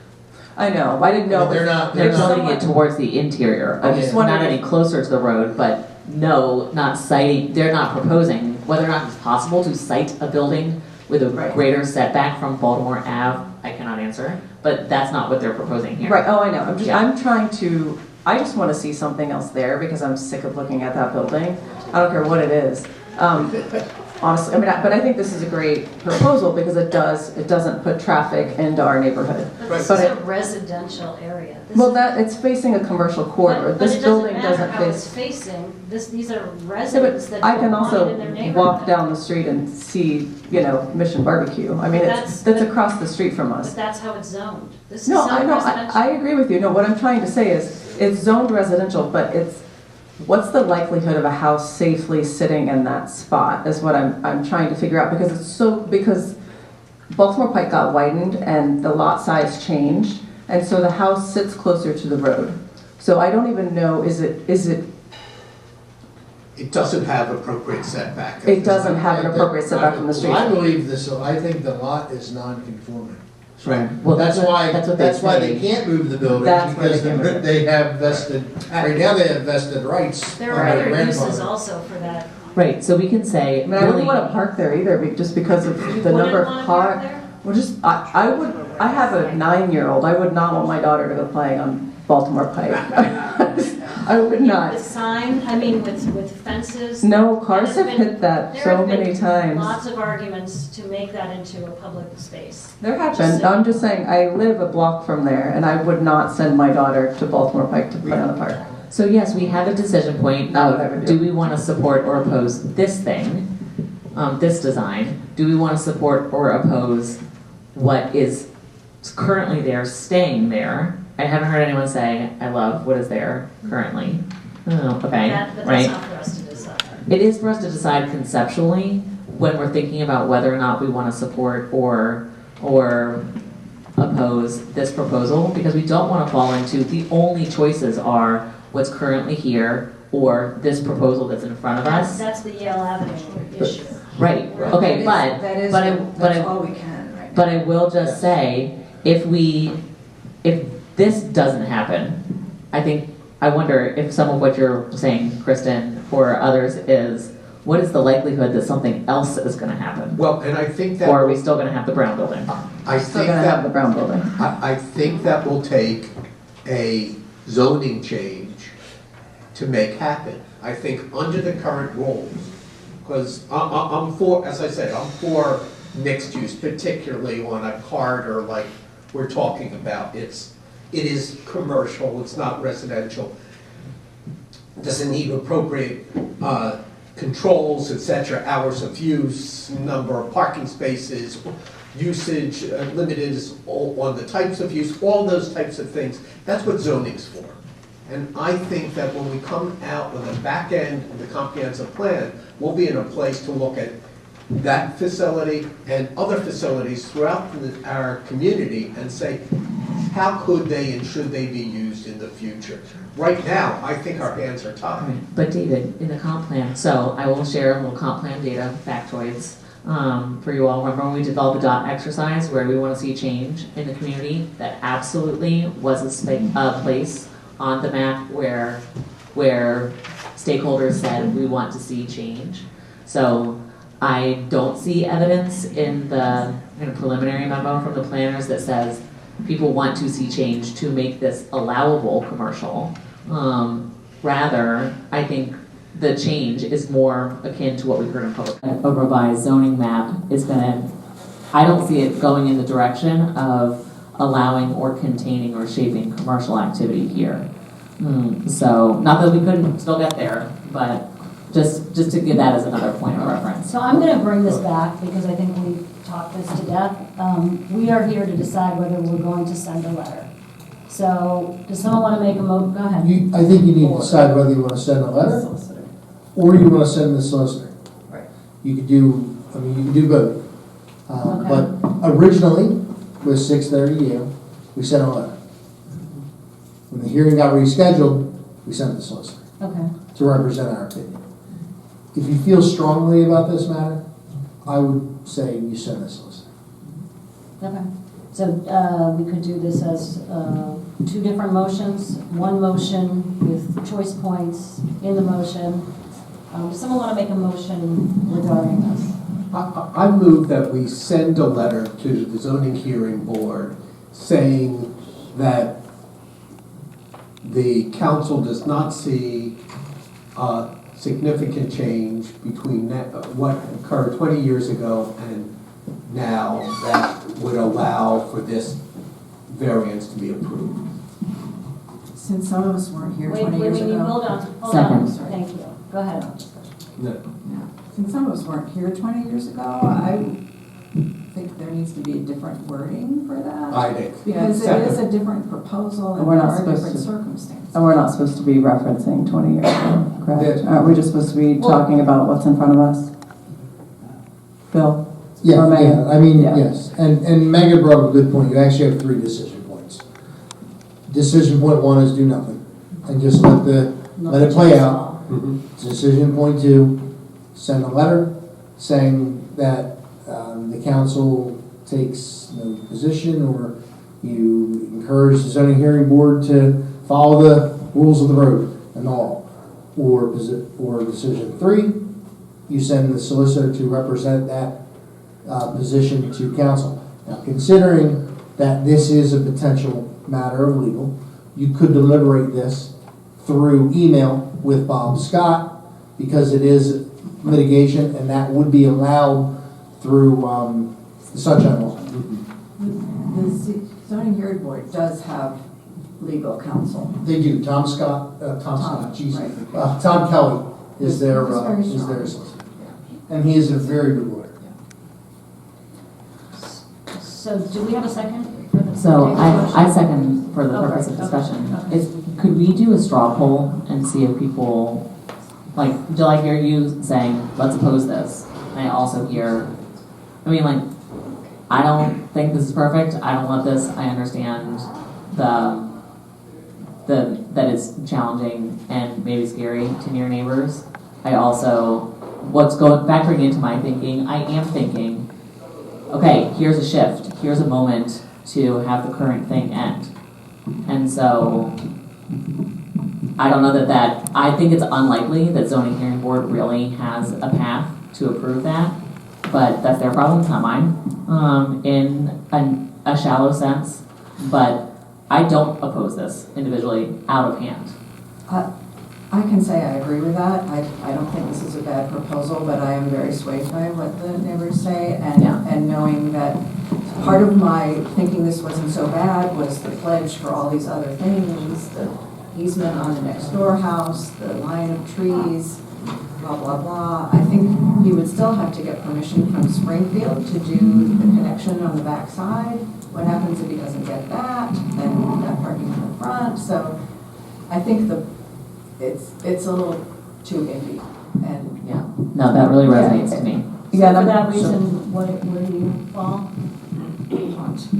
No, it's a straw poll, where do you fall? You'll have to vote one way or the other. No, she could vote to take no position. If you want to take no position, Right. I fine. think that's where I lean. So no vote. Oh, no position, meaning no letter. No letter, no solicitor. Got it, okay. Yeah, I don't think I completely agree with what Scarlett said, and I think along with what Bill said, this is such a high standard that they have to meet. It's gonna be pretty hard for them to get this to the zoning hearing board. I would like to see something change at this property again, because I see it multiple times a day. I think that this application is better than what we've seen in the past, absolutely. I would do nothing at this point. Jared? I spoke with the DeBottons this week as a resident of Riverview Road to sink my teeth into this a little bit further. And just some high points from our conversation. The building is struck on average every 9 months. There's some sort of vehicular incident either with the building or with the property. And for that reason, they find that a commercial use of the property would be safer by having folks occupying it only during business hours. Because like nighttime crashes. Did they talk to you about this wall? Yes, so that's also about literally not getting hit by cars. Right. So close to the What they're proposing is essentially safety barrier, a wall on that corner. They would also be installing bollards, is my understanding, and they would be replacing those plantings that were there prior and adding more to conceal and blend that in I see. a little bit more. So what if that didn't come to pass, Bill, the way someone was sharing right? If somehow this all came together and this proposal was moving forward, but then, the greenery around the edges or some expectation that we thought was coming doesn't materialize, do we have any leverage? So you do. The zoning hearing board, whatever they put in their order, they'll be binded by. Okay. However, this will be a land development as well. Okay. Because they'll have to come through land development. Mm-hmm. So you will have a bite of the apple on that, and that would allow you to establish additional screening requirements and vegetation and things like that. So parking where parking's going to be. And so, but then again, if all that comes and goes and changes get made, but then pieces on those conditions and punch list don't come to fruition, then what happens? So they're in violation of the zoning order. So we have a legal right to take them to court to enforce the order. Okay. And just so folks in the audience are aware, anyone who is wants to be opposed to this that lives around there, you must obtain party status. You must attend the hearing. So if you don't attend the hearing, you lose your right to party status, which means you lose your right to appeal any decision that is made by the zoning hearing board. And so that they know, do they need to do anything in advance of the meeting to get party status? Just show up and say where they live, right? Okay. Show up. Okay, let's continue. Go ahead, Megan. Sorry, you would have to show up and actually assert party status before the zoning hearing board to get it on the record. You know what, let's just take a vote, okay? I think the straw poll thing is kind of like a way of not voting, so let's vote. There's a motion, there's a second. Repeat the motion. What was the motion? The motion is to send a letter on behalf of the borough opposing this application. And let me just say, as my last plea to my colleagues here, we should be standing up for our residents. Okay, these are our residents, the debutants are not. The residents have spoken, and I think we owe them a duty to speak on, to stand up. Wait a minute. They're taxpayers. They're not residents, they want to build a commercial structure, they're not Swarthmore residents. That's true, that's true. There are others that support it. Hold on. That's what I'm asking my colleagues here to do, and I want to go on the record and vote on this. So, all in favor of sending the solicitor to oppose this application, say aye. Aye. Aye. All opposed to sending the No. letter? Opposed. Nay. Okay, nays win. Wait, you made, there was one that you kind of made a mistake. Okay. One, you said, send the solicitor Send to oppose, but then after the vote, you said to send a letter. So Okay, we so need to, send a letter, no, the motion was to send a letter. the So that motion was my to send a mistake. letter. Send a letter in favor. 4 to 3. Okay. Was ever, Right, well, do people know what they voted for? So that's what- we voted for send a letter, or taking positions, right, whether it's in a letter, or, Right, or a physical presence there. The nays win. Right. Okay, That's let's okay. move on. Okay, What else you got? so that's for April 22nd, zoning hearing board. So members of the community, please show up at planning and zoning, make your voices heard. Yes. Zoning hearing, not planning and zoning. Zoning Just to be clear. Zoning Yeah. hearing. The zoning hearing. Don't show up at our meeting. When you want to have party status is April 22nd. We can do that if, since there were, since, no? I mean, I don't think the vote's gonna change, it's kind of. No, it's the same action, just in a different container. And I'd like to say that I concur with you, Scarlett, that this is the best proposal we have seen to date on this area. It's just, I don't think it has merit under our current law. Sure, understood. So- Okay, thanks for that, David. And we may well hear from the zoning hearing board exactly what you said. That here are these 5 things, and they don't hit the 5. Okay, so then the next piece is down around the corner at 419 Swarthmore Ave, we have an application for a variance as well. Maybe we do the same thing, exchange around facts or questions about the proposal. And so this is to build a house on a small lot. I have one question, but maybe others do as well. Otherwise, I'm like, okay, I think I can get the concept. So, Bill, if I could just ask my question, we'll do questions and then we'll do same thing. Should we send a letter? Should we send a solicitor? Should we not take a position? So it's the same process. Can you? I'm on Google Earth. I'm looking at the easement. I do the same thing. I walk the dog down the street, try to not be very creepy, but try to learn a little more.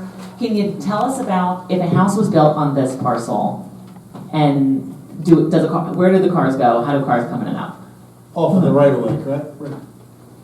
This little easement in the interior of the There's block, a right? right of way, and I believe off of the deed.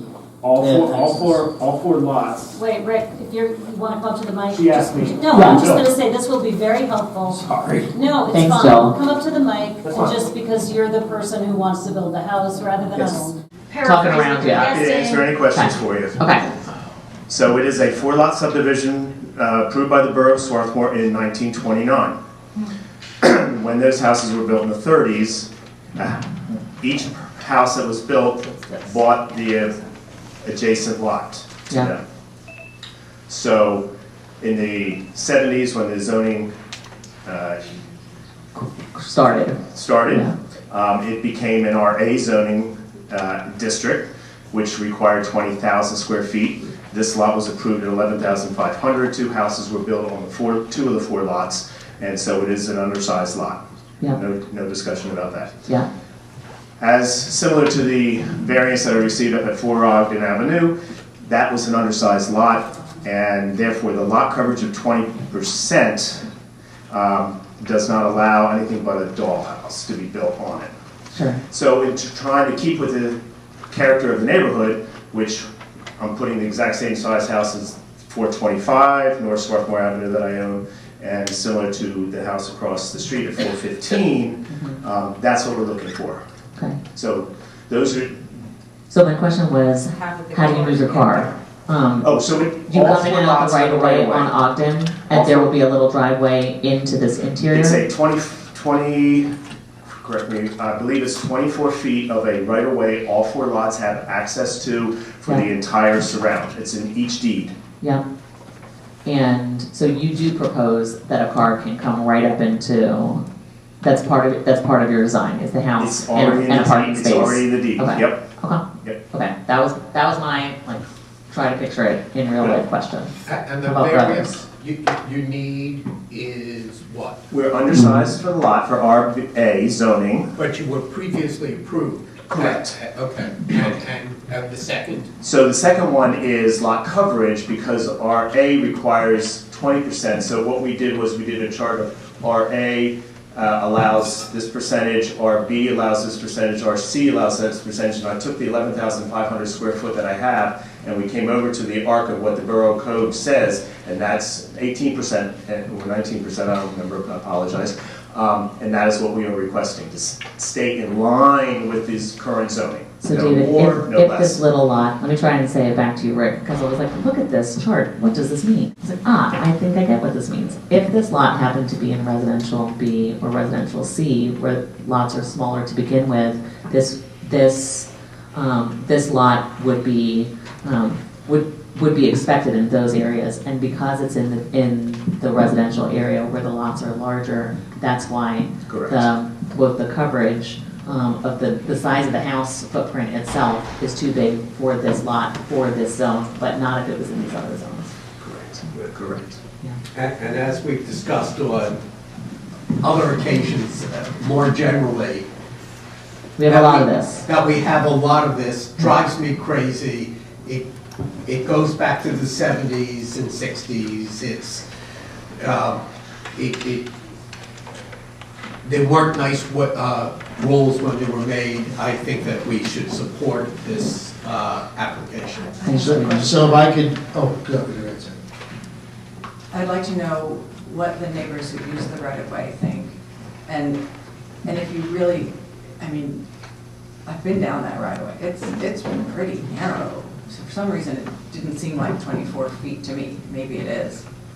So what do the neighbors think? Is it really feasible is it 3 or 4 houses to share that right-of-way now? The subdivision was for 4. I know, but are there There are currently 2 houses on the 4-lot subdivision. This will now be the 3rd. The third, that's what I thought. That's correct. Okay. And can a fire engine get down there to get to the? It's wide enough for the fire truck to get in. Now, the neighbor and myself, Daniel, he had discussions with the previous owners we have in this very center of that a very large vegetated area that drives both the Kavanaughs when they lived there and Daniel when he's lived there, and they had talked together prior to Mr. Kavanaugh dying and then Nikki selling the house of reducing that size. The right-of-way still stays the same, but it makes the turnaround with these newer cars and bigger SUVs more difficult. So we've had discussion of bringing that down in size. The right-of-way stays the same, 20 to 24 feet wide. It makes it easier for cars to get in and out. And it would make it easier for a fire truck to go around the circle as well. Where's the circle? Here.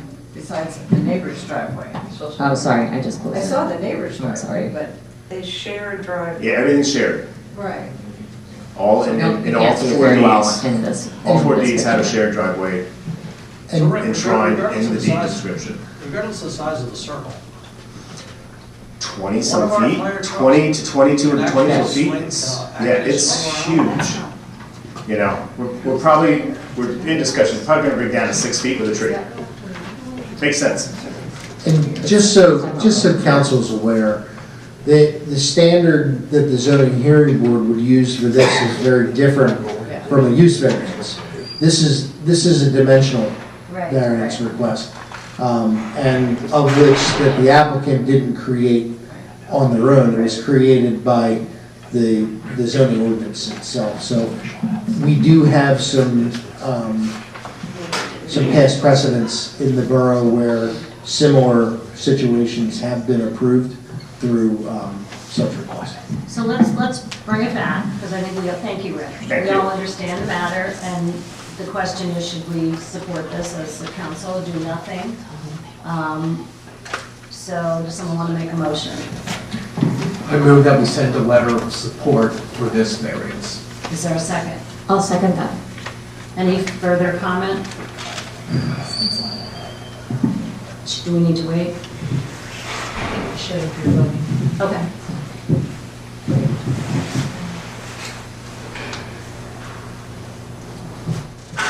We're going to pause for a minute, a second. We're voting for this, so we need to.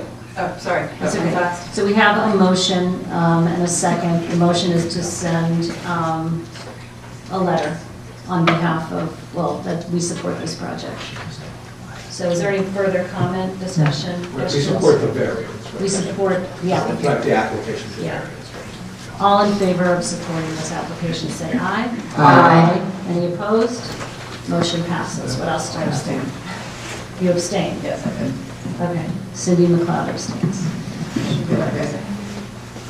Yeah. Does she need a reason to abstain? No. I don't know. Megan, does someone need a reason to abstain? Well, I can say I don't fully understand it. Okay. Thank you. What else you got? That's it for me. All right. Thank you so much, everybody. That was a whole lot, my goodness. Kristen, public safety. It was a lot shorter than our 4-hour committee meeting, which was very productive. So thank you for doing that again. That was a great meeting. We got all of that. So committee report, we met this month. It was a pretty light meeting besides one topic. Bill, do you have an update on the fire study from when we met? Still in progress. Okay, we're still at the target date of... And I sent an email to you and Jill today that there has been a request from Nether Providence, media. So what Max had brought to you Right. previously about kind of expanding a regional authority approach to EMS. So no more than 2 elected officials to attend that meeting. So as public safety chair and Jill is present, I extended that to the 2 of you. Okay. If either of you cannot attend, then Marty being the mayor, I would then extend it to him. And if Marty couldn't attend, we'll further extend down the line. Okay. Well, Marty's check my saying even if schedule. the 2 of them. No, they want no more than 2 Oh, elected okay. Oh, officials. that's fine. Just for, it's gonna be a larger group. Okay. Fine. Okay. Our police update that the cameras in town center are still being worked on. We're waiting on the electrical. So what is it about the electrical? Because I keep hearing that, and that's been what we've been hearing for a long time. That's fish water. So how long does that take? It had to do with the present electrical being. Would you like to go to the mic so that the people on TV can hear you? Thank you. Thanks, Ray. The current electrical system was set up on timers, so it was getting representatives from the college, the electrician to get together to find out where to run new lines, where the conduits were. Some of it just kind of died on the vine for a little bit until it got reinvigorated. So all those parties have met. So now I actually have an email out to Higgins, who is our electrical contractor, to find out exactly when they're going to pull those lines. Outside of that, we had to get another quote from the vendor who does the security camera. Wasn't much of a change. So now we're just waiting on that. Okay. Should have an update tomorrow. All right, great. Do you expect the completion date? Do you have any month in mind? Once he pulls that wire, it should be relatively quick. So I would think within the next month, month and a half. Okay, I'm thank hoping. you. Thank you. And Ray, so I don't have to have you walk back up. My next item is to talk about the swinging gate for the farmer's market. Do you have any updates? I'm still waiting on a contractor to give some type of a quote for pricing. To those who aren't familiar, there was talk about security for at least blocking off the parking lot for the farmer's market, as we do for other town events where vehicles wouldn't be able to come into the lot, just kind of like a hardened barricade. We looked at portable ones, very, very, very expensive. So this was another option of where we would be able to maybe install swing gates that would allow the parking lot to be blocked off, but the police wouldn't have to be there for the farmer's market to be able to exit the lot. So I connected with someone from the college of a vendor that they use to install that. So I'm just waiting to hear back. Thank you, Ray. Yeah, the committee thought that the ballards, is that what they're referred to? Bollards were really expensive, and we like the idea of having a police car there, but the police have to do other things besides just block traffic at the farmer's market, so we would like something a little more permanent. And the next topic that we discussed was the noise ordinance. So Jill had asked Public Safety to take a look at our noise ordinance.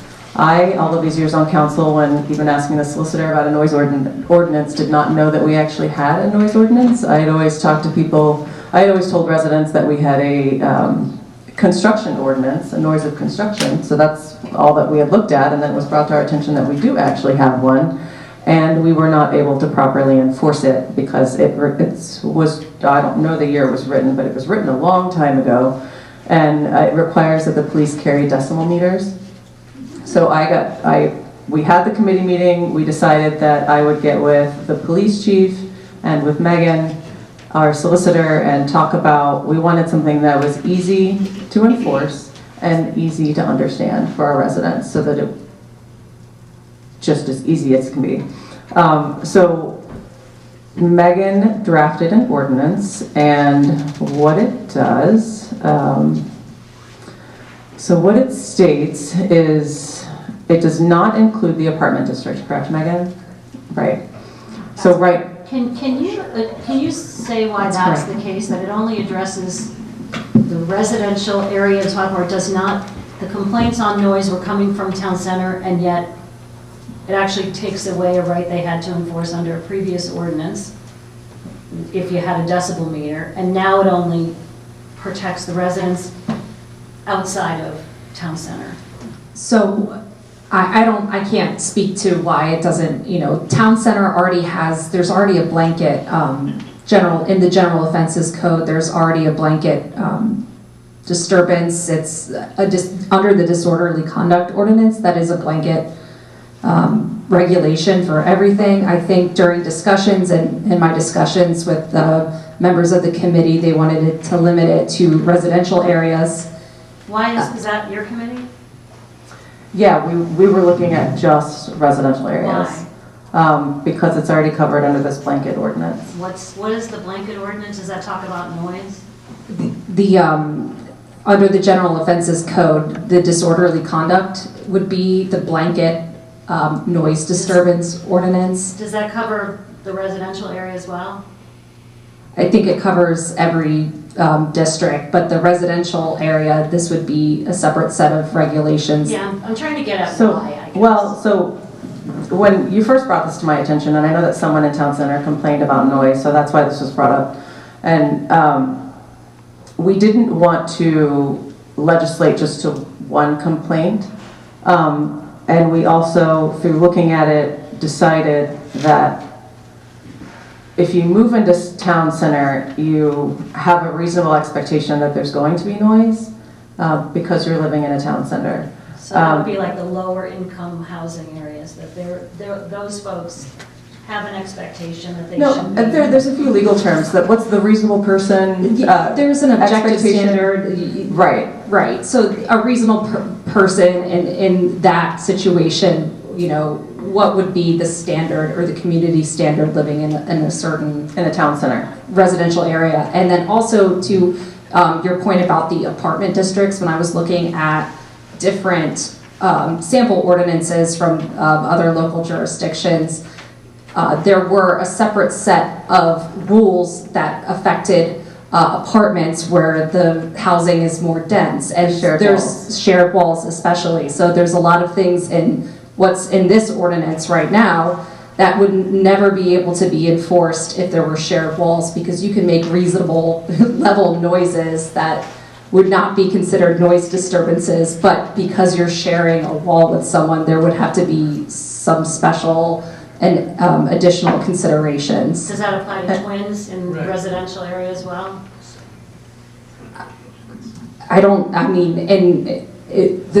The way the noise ordinance works right now is that it would apply to twins in residential areas, but if you wanted to add in language that regulated the twins within such area, that's fine. But the goal, my first conversation with Bob about this was I think to quote him, he said, "I've never met a noise ordinance that I like," because they're just difficult. So the point was to try to make this as user-friendly for the residents and the folks that have to enforce this as possible. So what we did as a committee, we talked about this several times, what we said was between the hours of 9 p.m. and 7 a.m. of the following day, between and including Sunday evening through and including Friday morning. So you're talking about the weekdays there. So from 9 p.m. to 7 a.m. and then on the weekends from 11 p.m. to 8 a.m. Because a lot of the noise ordinances that we were seeing included a daylight savings clause, and we really discussed this a lot, trying to decide what the hours would be, because we wanted to include, you know, people are out more and enjoying their backyards with their neighbors, and you know, people, the sun goes down later in the summer, so we just extended it until 9. And we did not include any language on decimal meters, because we don't even own any decimal meters, and we don't want to. For what it's worth, you can download an app of a decibel meter, and it's free. I think the point was. But you had asked that we take a look at this and clean it up and make it user-friendly, Right. so that's what we did. Yeah, but That's we're what we did. talking about the cost of a decibel meter. No, There I'm isn't just a saying, cost. I don't, from the conversation, as I said, I sat down with Ray and I sat down with our solicitor, and the reason, what is plainly audible by a person of normal hearing seems to be the best language that we could come up with. In the I mean, residential. less is more is what we were hearing from the solicitor, the chief, like, keep it simple. Right, keep it as simple as possible. I have 2 questions. David, go No, ahead. go ahead. Oh, Cindy, go ahead, sorry. No. 2 questions. One is about the 9 p.m. cutoff. I think that might be too late on weekdays, but I'd like to talk about that. And the other is a question about the crosswalk with the construction ordinance, because I saw all the exceptions, but there's no exception for construction. So can construction noise go on until 9? We have a separate construction ordinance. But it for doesn't noise. seem to be crosswalked in this. What do you mean crosswalked? Cross-reference? There's no exemption. There's no anything that says for construction noise, see this ordinance. So they seem to me to conflict. Yeah. I share some of your concerns, but that's the construction ordinance. I don't think it would conflict, because this ordinance contemplates only noises that are during the evening hours, and the construction ordinance gives us like separate daytime hours for when construction is allowed. So it wouldn't even be applicable in this ordinance as it's written. Okay, and it also, so the construction ordinance also talks about, other power tools like lawnmowers or blah, blah. Right, and I don't think that the construction ordinance as written necessarily conflicts with the exclusions in this ordinance. It provides actually some stricter time periods for power tools, and that might allay some of the concerns about using power tools or lawn equipment during evening hours. Okay, I just thought there was a gap, not Yeah, no. necessarily a conflict, but anyway, great question. Thank you.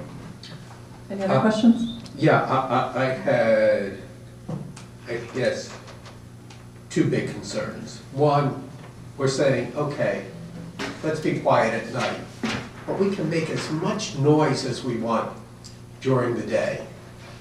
I don't know if that's what we should be saying. You know, I think we should be kind to our neighbors 24/7 and not just at night. I'm all for exemptions, I'm all for, church bells ringing and things like that, and kids at play, but we can make, I like the language in the ordinance that talks about any sound which by reason of its volume, tone, pitch, timbre, repetitiveness, pulsation, etc., is harmful. Harms people, harms dogs, harms the wildlife. We shouldn't be doing. Well, maybe we need something that addresses something similar during daytime hours. Well, Megan, could you speak to, I mean, am I allowed on my property to amplify music at a very high level? Like, let's say something that I'm playing it on North Chester and it can be heard on Ogden. Like, wouldn't you call the police and wouldn't I be cited for something at that point? I would probably cite you under the general ordinance that we have that's applicable to about disturbing the peace. Right. I think there's an opportunity for council to relook at those provisions and tighten those up, because I know those were rather old when I was researching this, and I think that could be part of whatever, or in conjunction with whatever council chooses to pass with respect to residential districts. And I'm getting back to your point now, is that, you know, obviously this is a policy decision over a legal decision, but you could run, if you have a blanket ordinance like this that's enforceable during the day, and you could be stymieing speech. There could be some First Amendment issues that we would need to look into. Also, maybe from a policy perspective, you know, people should be able to play like a radio, or, you know, that sort of blanket prohibition we would probably need to look into a little bit more. Right, but should you be able to play a radio that disturbs somebody more than 500 feet away, or whatever the ordinance says, or 100 feet away? It seems to me that, and this gets back to your point, we really had a noise ordinance. Well, we've got a noise ordinance, we've got a general disturbing the peace ordinance, we have a construction ordinance. Can we bring them together in some way that it's, you know, clearer to everybody what the intent of our noise ordinance, or what noise is permitted to be generated? You know, these things, you know, dovetail into things like we're discussing with Cunningham Field, you know, and, you know, they want to be able to amplify sound. The other issue I have is the number one complaint I have heard as I go out and talk to neighbors and, you know, knock on doors and talk to people and say, hey, is there anything you'd like us to do? And it's get rid of them damn leaf blowers. Well, we had something that was totally different than a leaf blower, you know, prohibition. But I ask, should we be only allowing leaf blowers during spring cleanup and leaf blowing season? You know, if we're dealing with noise, that's the number one noise complaint I hear from our public. You know, shouldn't that be in here somewhere? So daytime and leaf blowers during 9 months out of the year. So then the daytime noise, and I wish I knew exactly what the phrase was, but isn't there a reasonable expectation that in your home you're allowed to have, I'm trying to come up with a word, I just tried to Google it, like, the expectation, it's like an expectation of peace and quiet, like what is that? Sorry, I'm really using your covenant, and I'm going back to property law here. Maybe Jill can fill in for me if she has more experience in this. But there is it's called a covenant of like peaceful enjoyment of one's premises. Covenant of quiet enjoyment. Yeah. Yes, quiet enjoyment. Yes. What I'm going to do is I am going to ask for amendments, because the idea here is to publicize this. So I'm going to make the first motion, and I'm going to ask us to approve this, but strike 3 words. Whereas, and then keep reading that first paragraph. Oh no, wait, is that the first paragraph? It's the second whereas. Just strike residential districts in. So the sentence will read, whereas Borough Council desires to repeal Chapter 864 titled Sound Amplifiers in its entirety and create a new Chapter 679 titled Noise Disturbances under Title 6 General Offenses to establish an objective and easier to understand standard as to permissible levels of noise within the borough, so as to minimize noise pollution. Period. We're not treating the people living in the downtown as second-class citizens that don't deserve these protections. I don't think there's second. Is there a second for my Yes, motion? I'll second. Sure, Thank you. second. Go ahead. Yeah, I don't think, I mean, I lived across from Conseco Fieldhouse in Indianapolis, and I didn't feel like a second-class citizen, but I knew that there was a reasonable expectation that there would be noise because of where I was living. Was there a zoning change, or was there a change to the noise ordinance that excluded the downtown folks while you were living there? No, I just think there's the expectation that if you live in a purely residential area, it's going to be quieter than if you live above a bar. You had made a point earlier about us not responding to a single complaint, and my recollection of recent history was we had an individual who wanted desperately, she was a renter, wanted desperately to have rental protections, one person. We knew it applied to a lot of people, but one person made that complaint, and we've passed an ordinance now that protects her and the people that are like her. So I'm pushing back saying, if this is one person or 100 people, it matters. And to protect the people, just the residents, but not protect the downtown folks, doesn't feel right at all. Oh, I hear you, and I respect what you're saying. I just don't think that they should be treated differently. I think that the town center, the expectation of quiet hours is different than the expectation of quiet hours in a residential area. Cindy? There are exceptions that can be had, like if the Yeah. borough permits an event. And they're in here, I think. Exactly. Yeah. If that's the direction that we're going, then I would want to revisit the times, because then it's like 9 p.m. throughout town center during the week. That seems... Right, this complaint was from Quizzo, I think. Right, I mean, it just seems like, I think it's stifling. It's stifling our town center. So for the purpose of advertisement, Yeah. I think advertising a more restrictive measure that then we could ease up on if we heard during the advertising period. So for instance, Janet, in your piece, 9p to 7a, if we're like, ooh, maybe it should be 10p, we could do that without re-advertising, or no? So when I advertise the ordinance, the part that goes in the ordinance, the advertisement will say,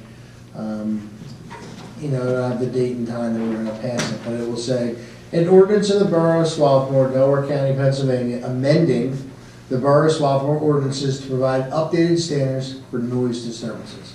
That's all the ad is gonna say. Okay. So between now and when we put that ahead, that is We could what's being continue to advertised. jockey on the specifics. But Megan, in your view, if we advertised in saying this ordinance applies to the entire borough, and we actually came to hear from folks and we wanted to exclude town center, or would it be better, do you see what I'm saying? Like, that then is less restrictive.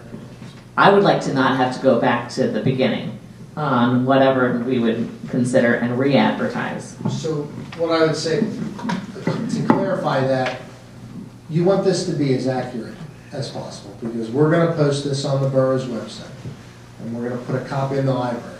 And people can read these times and these places. Correct. So maybe, I'm not saying we wanna delay this any longer, but maybe we come up with a consensus, goes back to committee, and then back here in May.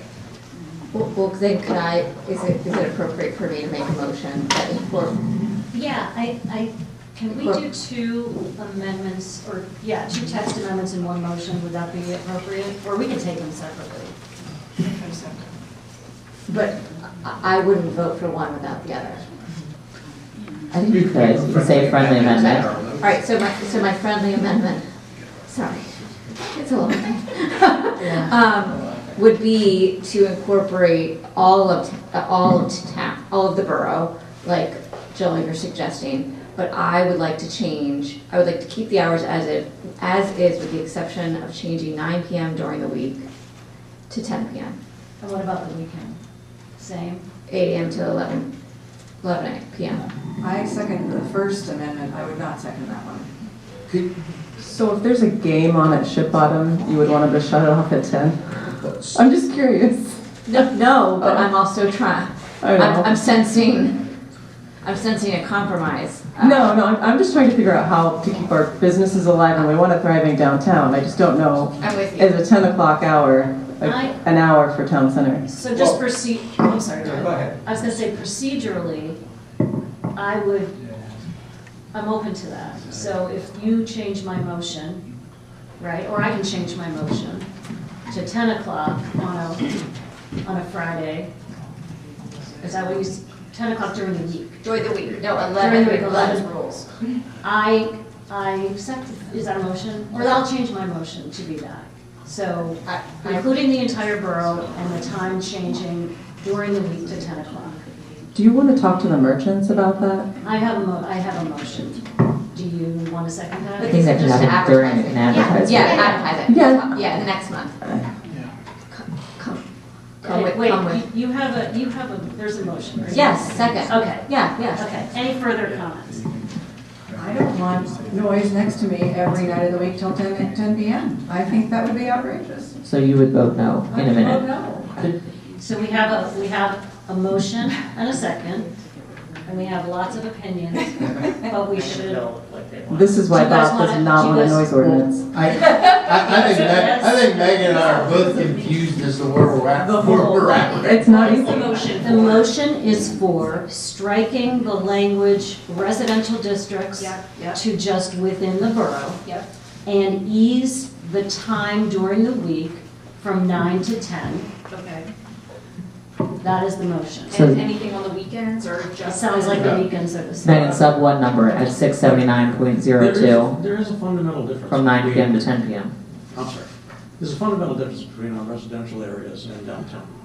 And we have to recognize that. And it has nothing to do with income. It has nothing to do with low income. We have $1.7 million properties Yeah. across the street. But the These are not- majority- This is not an income issue or a That's your fairness opinion, issue. thank you. And there's other. We do, wait, no, can I make my Yes, comments? but I want everyone else to listen. Please, go ahead, Marty. There's a difference in behavior and expected behavior in the downtown versus residential. And I don't think we can just make a blanket ordinance that covers the town as though everything is equal and all places are equal. I think this is a bad amendment. I think it's a bad ordinance, personally. I would not sign this ordinance the way it is. I think more work needs to be done, more discussion. I don't think that postponing it for a month or two is going to make a significant difference if we come up with something better. You're seeing exactly what Bob said. He's never met one of these that he likes because they are very difficult. Just a prudent person standard is difficult to enforce. It's simpler than it was with maybe a decibel meter, or decibel meter. I just think this is bad legislation. I kind of, I'm going back and forth, I do tend to agree with Marty, and I feel like what Cindy and I just almost illustrated the point that your 10 p.m. is not, well, not, actually I'm asleep at 10 p.m., but but everyone is different, and to Marty's point, so are the different areas of the borough, so maybe we go back. So Kristen, do you want to table this, take it back to your committee? I mean, I will note, Marty, it has been months and months of work to get to this point. So there may be nothing better coming, which may be, then maybe where we're going to land. Would you like to table it? I'm happy to table it. Okay.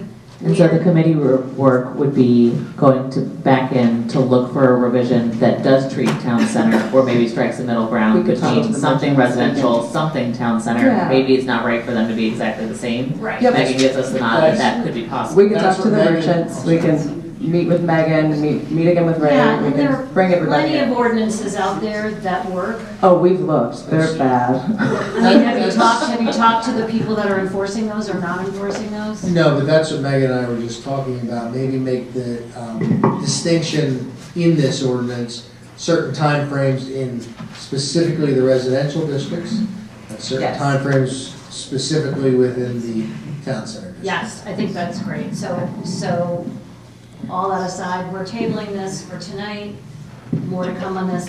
And I need to ask for a quick break because I'm leaving. I have a train to catch. So Scarlett will be taking over. We haven't, oh, yeah. So can we get a 1-minute break? Absolutely.